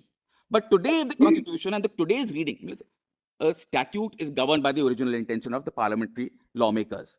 The Constitution is not. We do not have the doctrine of original intent in our Constitution. We have always seen that it is a living organism. So today, my lords are interpreting certain articles of the Constitution, part 3 of the Constitution, 14, 19, 21. Today's understanding of this Constitution renders this section void if not read in any other way. We are not at all indulging in an interpretive exercise to determine what lawmakers in 1954 thought. We are indulging in an interpretive exercise to ensure that the rights guaranteed and recognized in 2023 by virtue of this act, my lord's judgment in superior, supposing my lord decides you have a fundamental right to marry. There's also a very fundamental principle in law called ubi ius ibi remedium. There is no point saying you have a right but no remedy. To have a right implies a corresponding remedy. That begs the question, can we say for instance that say the Hindu code bills, when they were introduced in 1956, were far-reaching pieces of legislative and social reform. Correct. Because the Hindu code bill, recognized by and by, of course, with the amendments, co-partnership, equal rights for women. Yes. In succession, in intestacy, by recognizing that the widow will have an equal share with the children. But not the right. But now, can we therefore say, can someone else say who does not belong to the Hindu community, that because this right of equality is recognized only in the Hindu Code Bill. Therefore, this law is violative of Article 14 because it does not recognize similar rights in other communities. No. No, Melissa, as long as you have an underlying basis for that right. And the reason I asked you is this, because it's open to the legislature to take up one aspect of a social problem. The problem which it took up in 1956 was the lack of equality within the community of Hindus. Absolutely. And created a law providing for equality between men and women to the extent it has been adopted in the Hindu Code Bill. Absolutely right. Therefore, the absence of a broader legislation covering a wider class of persons is not a ground to strike down that legislation. That is true, Millers, provided that there is no underlying right already in the community. This is a two-step process. My lords will first have to find that there is a fundamental right to marry, which I say my lords will find. Having recognized that there is a fundamental right to marry, Millers, therefore, this is why we will do a simultaneous or an integrated proportionality test. I'll take my lords to that. There's the judgment of my lord, the Chief Justice, on integrated proportionality. How do you test the constitutionality of an act when simultaneously 3 articles, the Golden Triangle, 14, 19, 21, enacted? But coming back to my lord, the Chief Justice's point, it is not open for a member who does not belong to a community and say that they have that right, give it to me as well, unless there is a prior exercise by my lords to say, the horse, aliunde, the fact that they have the right of X, you too have that right. Now, my lords, today we are first saying that recognize a fundamental right of non-heterosexual people to marry. Once you recognize that right, if we can convince my lord that there is such a right, that right has a consequence. One is X number have been given a right, some other people are being wrongfully denied that right unconstitutionally. So, hence use this interpretive exercise and grant us that predetermined, pre-existing and pre-found right. So, this is not a question of locus to some person who does not have something and a negative argument of Article 14. My lord has always held that there can be no negative Article 14. This is not a case of me saying, give me this right because someone else has it and that is alone. I'm not making that argument. I'm saying you have to read each of these constitutional rights together. I am saying that I have a fundamental right to live with a person of my choice, a right that is recognized in Puttaswamy and Johar. Having found that I have a right of that nature, you cannot leave me remediless, but you need not leave me remediless, because here is another group of people who have that same right. You simply have to do some interpretive exercise to include and give me the same rights. So, my Lord Chief Justice's question would be different. Mr. Kirpal, finding a way to give that right to another set of people within the statutory framework as an SMA, then the aim and object of SMA at that time was, the very premise was, yes, irrespective of faith. Correct. The whole thing is based on there being no faith. Absolutely. In any particular religion, and therefore opting for this. Yes. So even caste disabilities also. Both endogamy and exogamy were intended to be excluded. So both same gotra marriage or intercaste marriage are permitted by virtue of the SMA. Important because this came in before the Hindu Code Bill. Yes, that's true. That's true. It is correct. So keeping that in mind, and that would be what we think would be argued from the other side. Would the court be doing violence to the aim and object of the statute? Of course, reading into or reading up as you. And that is my point. We are not asking for my lady to do an interpretive exercise to give meaning to the original intention of the statute, which is what normally a court does in interpreting a statute. Normally, you would say, well, that is why you look at parliamentary debates in a statute, because you are bound by what the parliament originally intended. That's right. That is always the case. A statute is always interpreted by the intention of its original framers. But in certain instances, there's one example you may consider. It's not direct, but again, taking off from your argument that equality existed right from inception.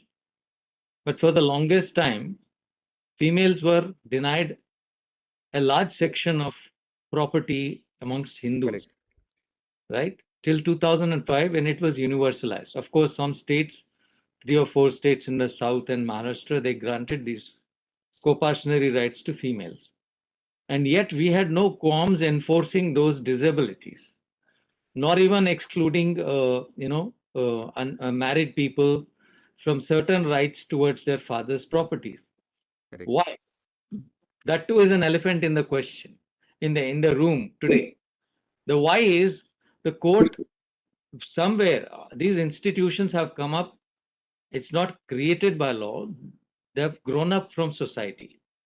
So those social institutions were recognized, and even as the Chief Justice said, and very aptly, these were custom. These were blessed by custom, enforced by court, and found to be compatible with the Constitution. Therefore, at one go, what you're trying to say is, you may be, I mean, getting the right may not be a problem, but the nitty-gritty of it, and you rightly started with that. Yes, I am suggesting getting the right may be not such a insurmountable issue. Getting to the other part, making it workable. These are all the, not one, many, a herd of elephants in the room, which you will have to address. Yes, Milad. So coming back to this question, Milad, the nitty-gritty versus the recognition of the right. So Milad, first thing I say is, there is a constitutional obligation on this court. Having found a right, you cannot say that because of legislative draftsmanship, your right is effaced. Because that will necessarily be the argument that the legislature has created so many hurdles in the free exercise of a fundamental right that your fundamental right itself ceases to have meaning because it cannot be enforced by court. Because that is the argument of the other side. That look, you may have a right to marry, but we can't give it to you because we have drafted our laws in a way that your right to exercise that is impossible. That is what, so what the argument would then be, that the Constitution normally by virtue of Article 13 would trump a statute, but if you frame a statute sufficiently complicatedly, you can trump a fundamental right. That is the argument effectively.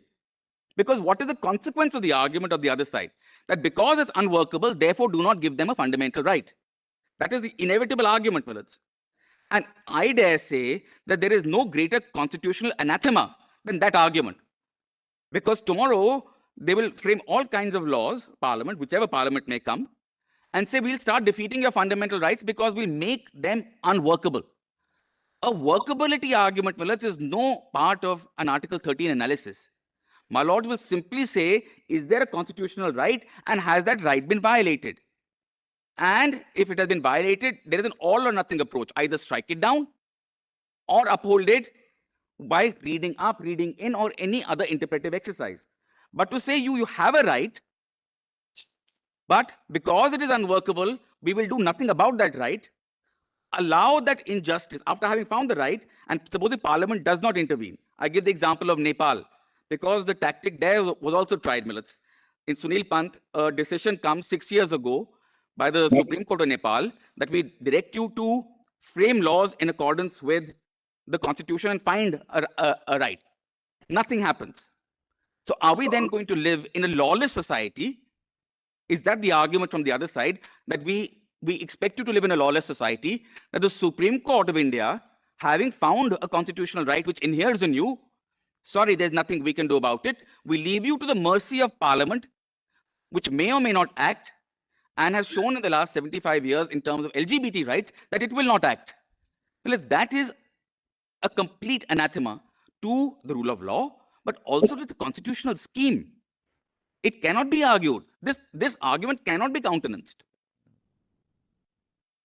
Mr. Scribal, thank you. We'll call upon Ms. Brinda Grover now. Anything, sir, you want to supplement? Just one thing I wanted to give actually on the issue of the composite test. Yes. And I'll just give, I don't think I need to do very much. I want Ms. Grover to have her time. There's what I have done is given a copy of the relevant extracts of judgments in my note. I have not actually given my submissions, but my lord has a supplementary note. I believe it is. Yes, it's here. Yes. Yes, in the compilation. And Milad, just 1 or 2 paragraphs I'll show from that.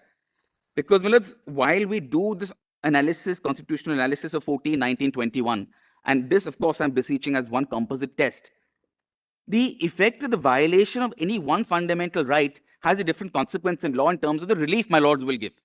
So Article 21 will give a positive relief, and Article 14 typically will give a negative relief of striking down.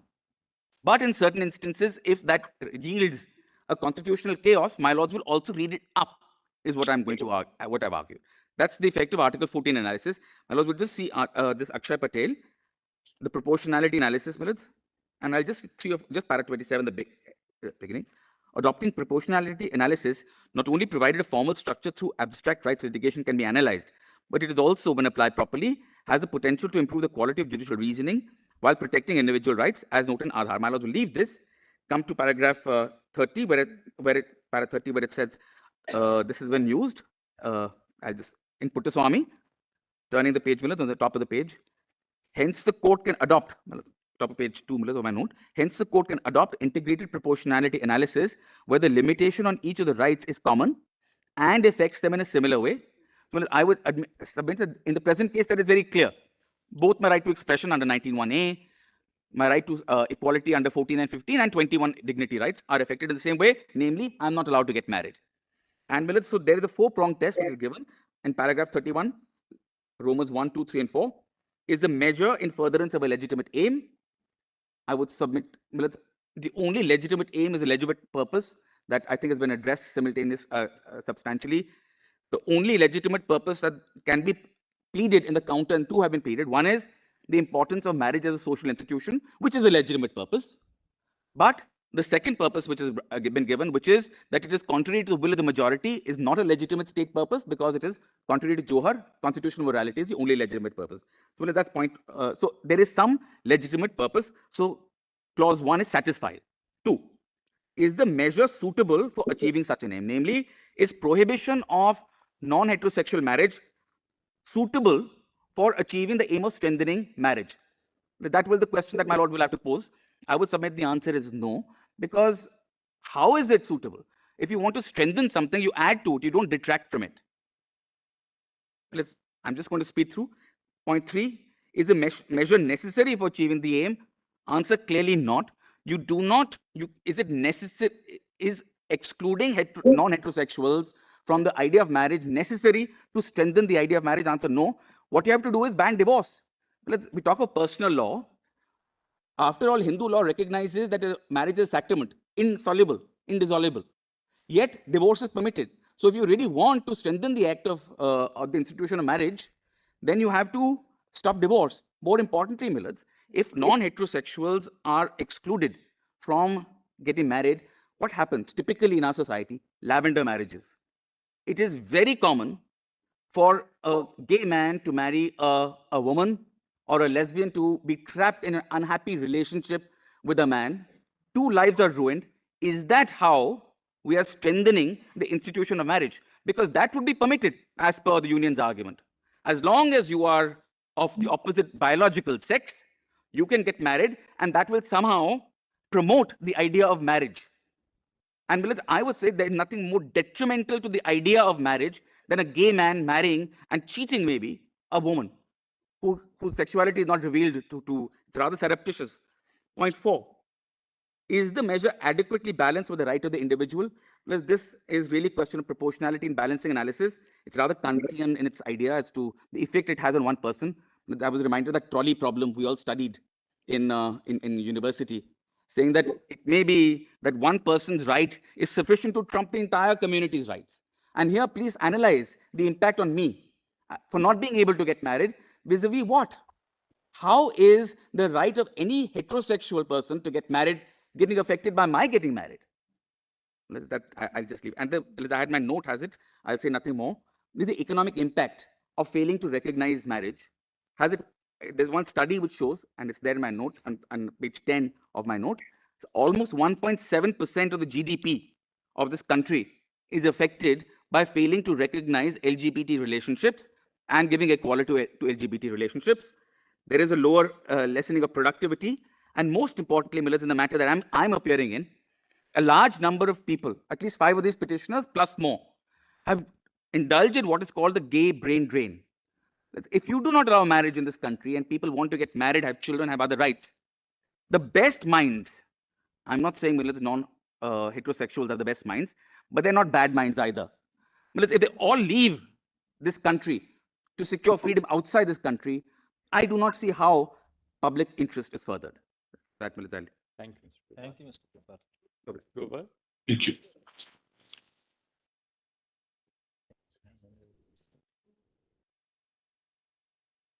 Please, my lords. My lords, I represent. Yes. My lords, I represent petitioners who are a little different from the nature of petitioners who have been heard till now. Some, Mr. Ramachandran and Mr. Vishwanathan, were perhaps of similar context and background. My petitioners can be broadly classified into two groups. Petitioner 1 to Petitioner 4 are queer, feminist, and trans activists. They have, for the last few decades, been part of providing shelter, emergency helpline, etc. And they form what is called the National Network of Lesbian, Bisexual, Intersex Women and Trans Persons. Petitioners number 5 to 10, who have been anonymized even in this petition because of the precarity of their lives, they are three couples in relationships involving a trans person and a cis heterosexual woman. And therefore, my lords, I would urge that while for shorthand we are using the term same-sex marriage, perhaps as was said by Mr. Kripal, these are marriage equality petitions before my lords. And I would say address that my particular petition is about marriage and relational equality. And I will come to that a little later. My lords, why this need for marriage? Much has been said about this. If I would just speak about drawing upon the experiences and the lived realities of these petitioners. On 1st April 23, a closed-door panel hearing was held in the city by PUCL and the National Network, where 21 persons of different sexual orientation and gender identity deposed, centering the focus was on familial violence on persons of different sexual orientation and gender identity. Why I need to focus on this is that there seems to be an assumption that the families will necessarily be supportive. They are fortunate, and it's good that some are, but many may not be. And these come from very marginalized contexts in terms of class, caste, religion, and the primary source of violence, hostility, interference, is the natal family. And therefore, why does marriage become such an important legal shield, a legal protection which goes to the heart of Article 21 also? My lords, I will point to two excerpts. My report of that public panel hearing is in volume 5. Actually, Of compilation 2. Grover, can you sort of summarize your points so that we can take your submissions down and my lords, I actually have put them in just formulate the 3 or 4 key points so that we can take them down in bullet. I will just do that. I've actually also put them in a 4-page note so that you've submitted a supplementary note, right? Yes, a supplementary note just this afternoon for ease of another one. For convenience of the court as to what is it that I will be addressing. Short submission. Please, my lords. Yes, short submission. This afternoon, my lords. 14 page we have got it. Yes, this is a shorter, the 14-page one. The 14-page one. 14 page. Please, my lords, it's the same. Where the prayers and the distinct issues. I'm not taking my lords through the issues that are already covered. We have it. We have this. Please, my lords, I'm grateful. My lords, the distinct issues and my specific prayers relate to one is a declaratory relief vis-a-vis this. Port 1 का internet नहीं चालू है. Brother Call, do you have this? It was 14 page. Yes, I have it. The 14 page, na? Yes. 14 page. Grateful, my lords. Justice Call also. 1:15. Justice Bhatt also has. इसमें डाला है? नहीं ना? Okay, अच्छा ठीक है, problem. इसमें है, ये है, वो अच्छा. Yes. Please, my lords. My lords, my prayers are. Para 11. My prayers are in the last page 13, para 11, which would encapsulate what my main submissions would be. One would be a declaratory relief vis-a-vis the Special Marriage Act to save it from unconstitutionality, and many arguments to that have been addressed. The second, and on the notice. Yeah. So A and B have been fairly. Please, I'm not going into that at all, Yeah. my lords. On the notice, domicile, What's happened is that the internet is not working.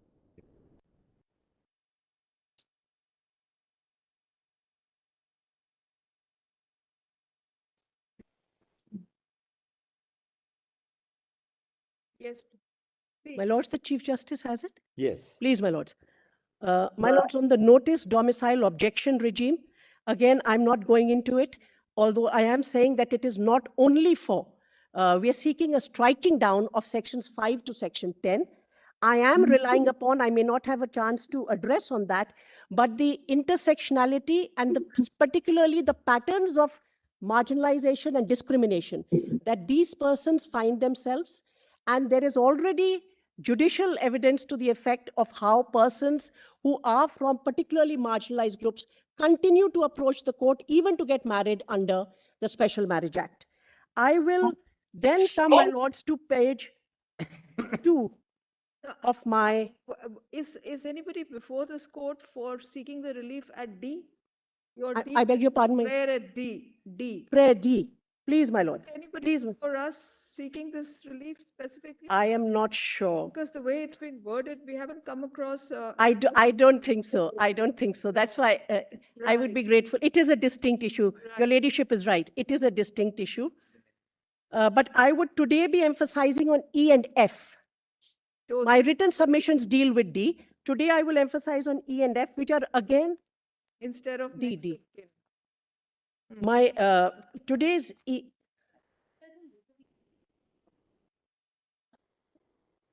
I see. And is now actually represented by Meera Gaur. Please, please. Thank you. My lords, my specific prayers, before I come to that, I only want to draw the attention of this court to section 3 of the Transgender Act. The transgender issue was dealt with by Ms. Kothari. In section 3 of the Transgender Act is mandates pursuant to NALSA a prohibition against discrimination against all transgender persons, and actually then specifies in terms of health, employment, rental accommodation, educational institution, etc. My lords, the argument, and if this is read with section 20, which says that this law is in addition to, the argument that I am submitting here is that the Transgender Act necessitates that the Special Marriage Act provides recognition to marriage between trans persons and whoever is the other partner in which the marriage is taking place. Because without that, there would be an inconsistency in the reading of Section 3 and the Special Marriage Act. And perhaps the harmonious reading would require to read both in order to ensure that the rights guaranteed by Section 3 don't remain illusory, as well as to provide consistency between the two. Section 3 actually necessitates the recognition of marriage under the Special Marriage Act.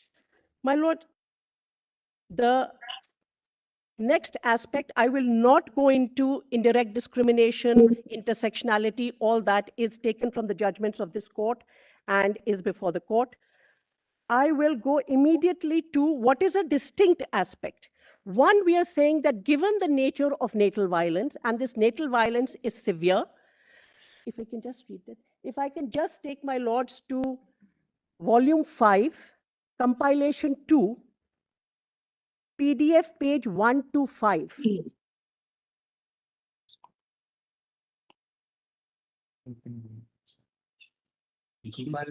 2. Volume 5, compilation 2, my lords. It has only one document. Actually, that is the report of that hearing where 31 persons testified and stated what was the nature of violence they had faced from the natal families, coming from small towns and rural areas. Official report. Volume 5. Yes. Volume, compilation 2, my lords, volume 5. Running into 227 pages. I'm grateful. Family violence in life. Please, my lord. Years.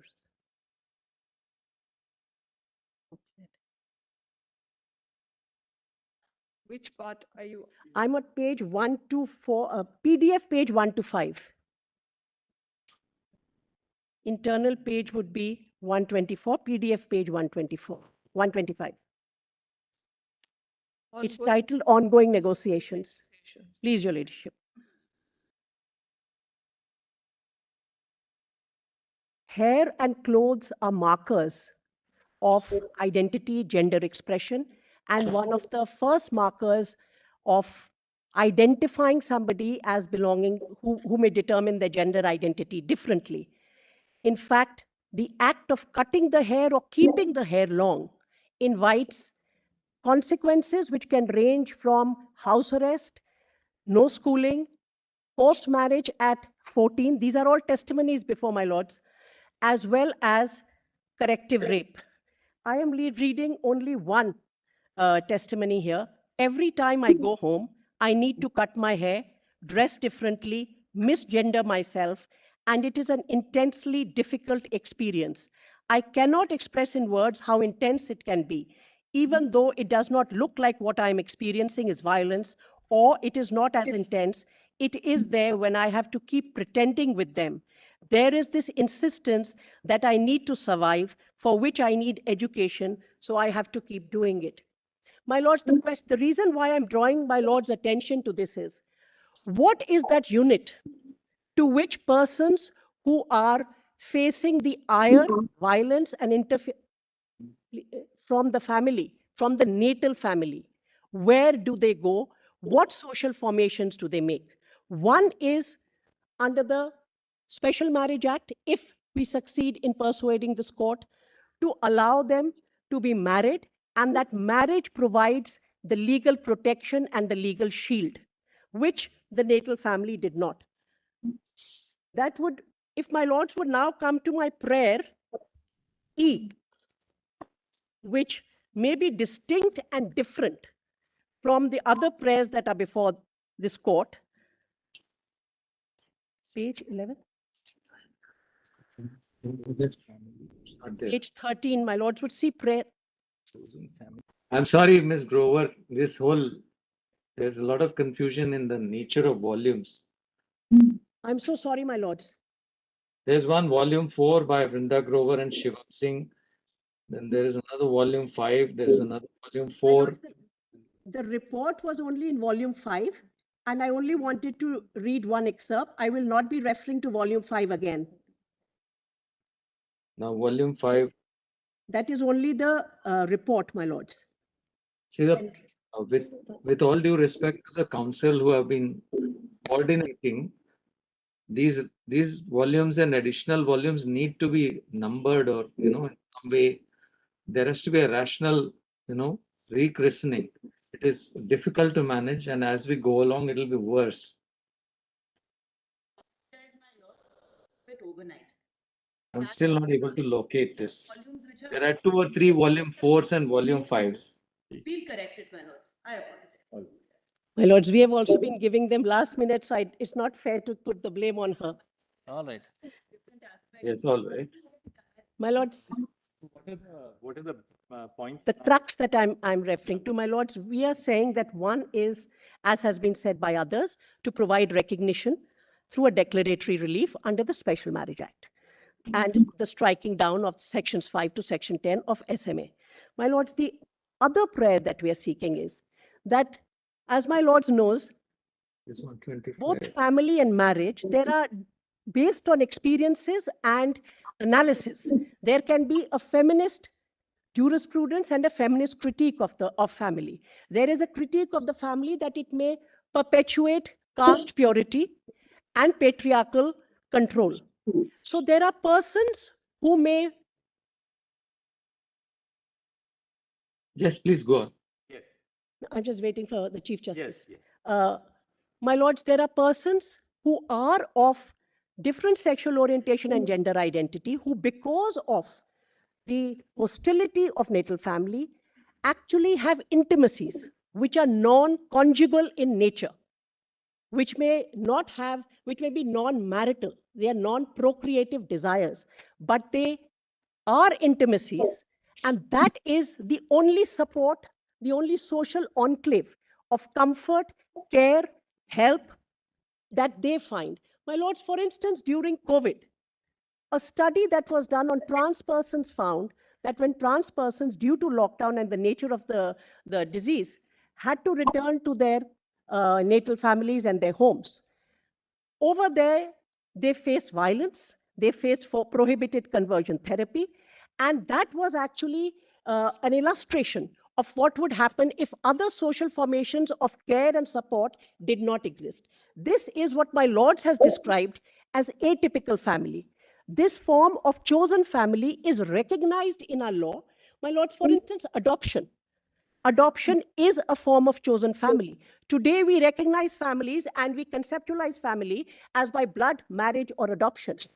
But that is a form of chosen family. My lords has also, if my lords would just see, I have listed here the Mental Health Care Act. My lords would just have section 51C of the Mental Health Care Act. There is increasing legislative and judicial recognition of persons who may not necessarily be conjoined through marriage or conjugal intimacies. My lords, yes. I'm referring to section 51C of the Mental Health Act, read with section 14.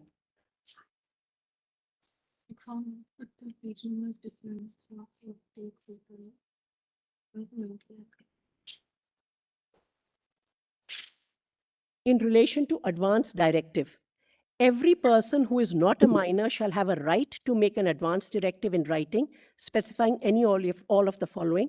C, the individual or individuals in order of precedence he wants to appoint as his nominated representatives as provided under section 14.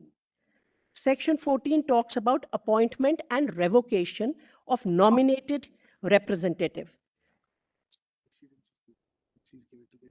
And my lords would see that what the legislative intent here is that here is a vulnerable person who may not get necessarily the support and whose personal autonomy may not be respected by natal family members or persons by blood or marriage.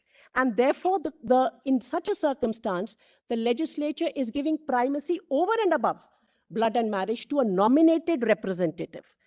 My lords, in my particular case, petitioner number 1, Rituparna Bora, is a queer person, and both her parents have passed away. Her father was supportive. She's now left with a family that does not understand, respect, or support her sexual orientation. She also has a debilitating disease. She needs persons who will care for her. She needs persons who will take decisions on her behalf. She needs persons who will understand what is in her best interest.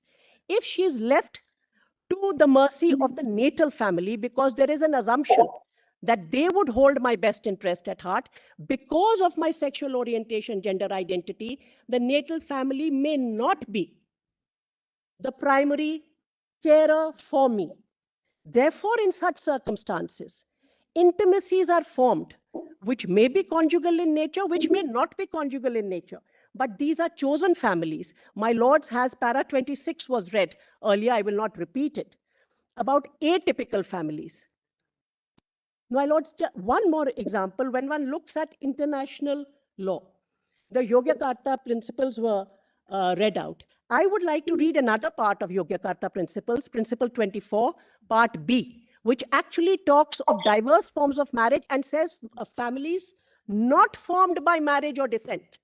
And therefore, this recognition and acknowledgement that there is what my lords has described as an atypical family, and which can also be referred to as a chosen family, that chosen family need not be by blood, marriage, or adoption. My lords, I'll just read out the relevant part of Principle 24. Ensure that laws and policies recognize the diversity of family forms, including those not defined by descent or marriage, and take all necessary legislative, administrative, and other measures to ensure that no family may be subjected to discrimination on the basis of sexual orientation or gender identity of any of its members.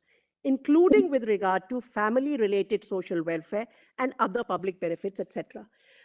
So in the imagination today, both in terms of marriage and in terms of family, my lords, I would say that what we are canvassing before this court is a different imagination, a new imagination of marriage and of relationships and of family. Imagination which actually places at the foundation love, care, respect, which may or may not come from the natal family because of my sexual orientation and gender identity. And there is data and evidence to that effect.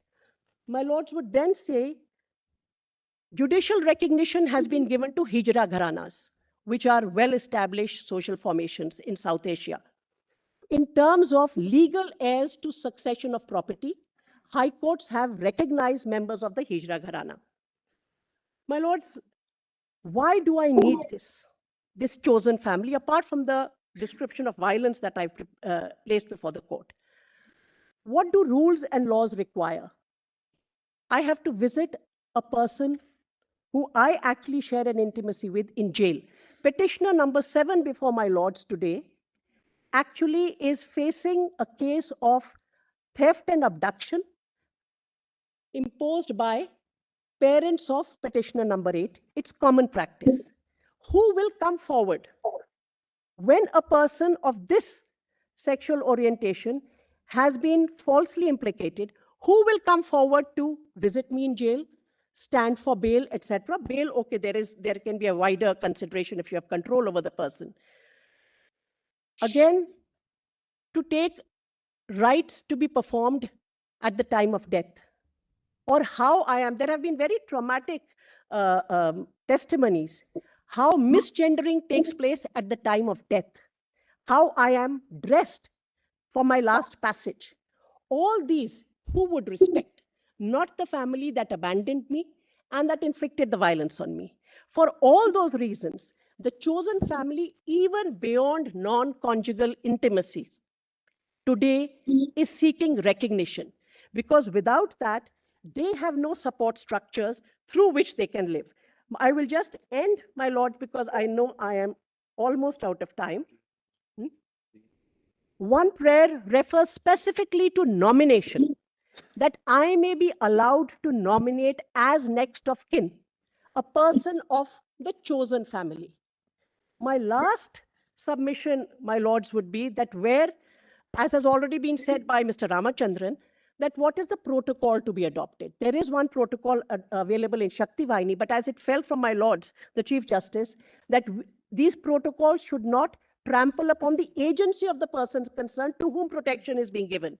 And therefore, I would urge that in nature of Garima Greh for trans persons, similarly, safe houses, shelter homes, where the NGOs and the queer persons themselves are involved in running those spaces, which is already happening under the ministry, as well as reiterate Arnesh Kumar specifically for these persons, because they stand at a greater risk.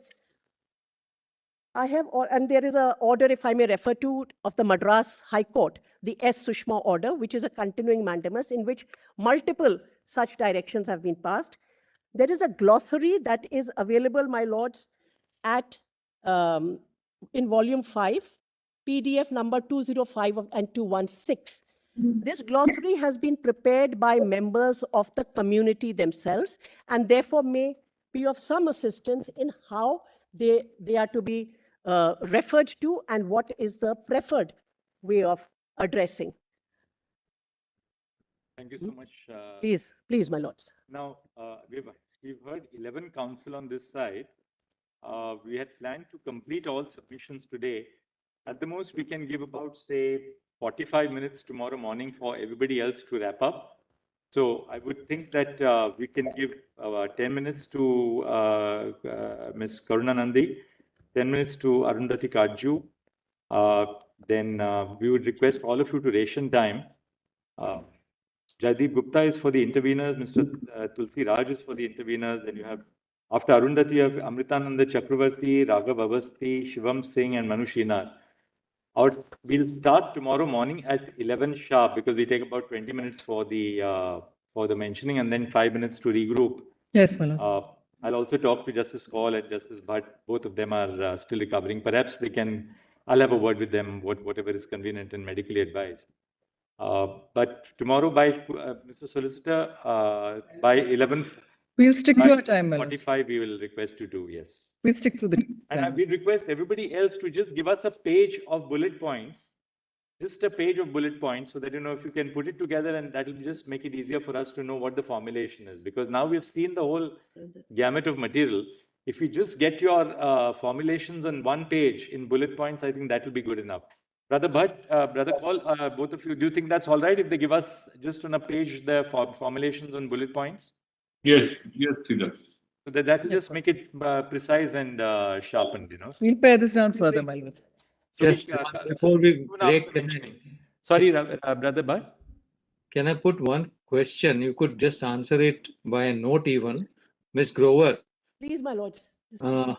Please, my lords. And there's very interesting, this recognition of the Hijra Gharanas. Please, my lords. Is there any documented material about forms of marriage between transsexual persons? Please, my lords. There is, I will place that on record. I will place that on record. I'm grateful. Thank you very much, Ms. Grover. Please, my lords. Thank you. Thank you. Thank you, brothers. Thank you.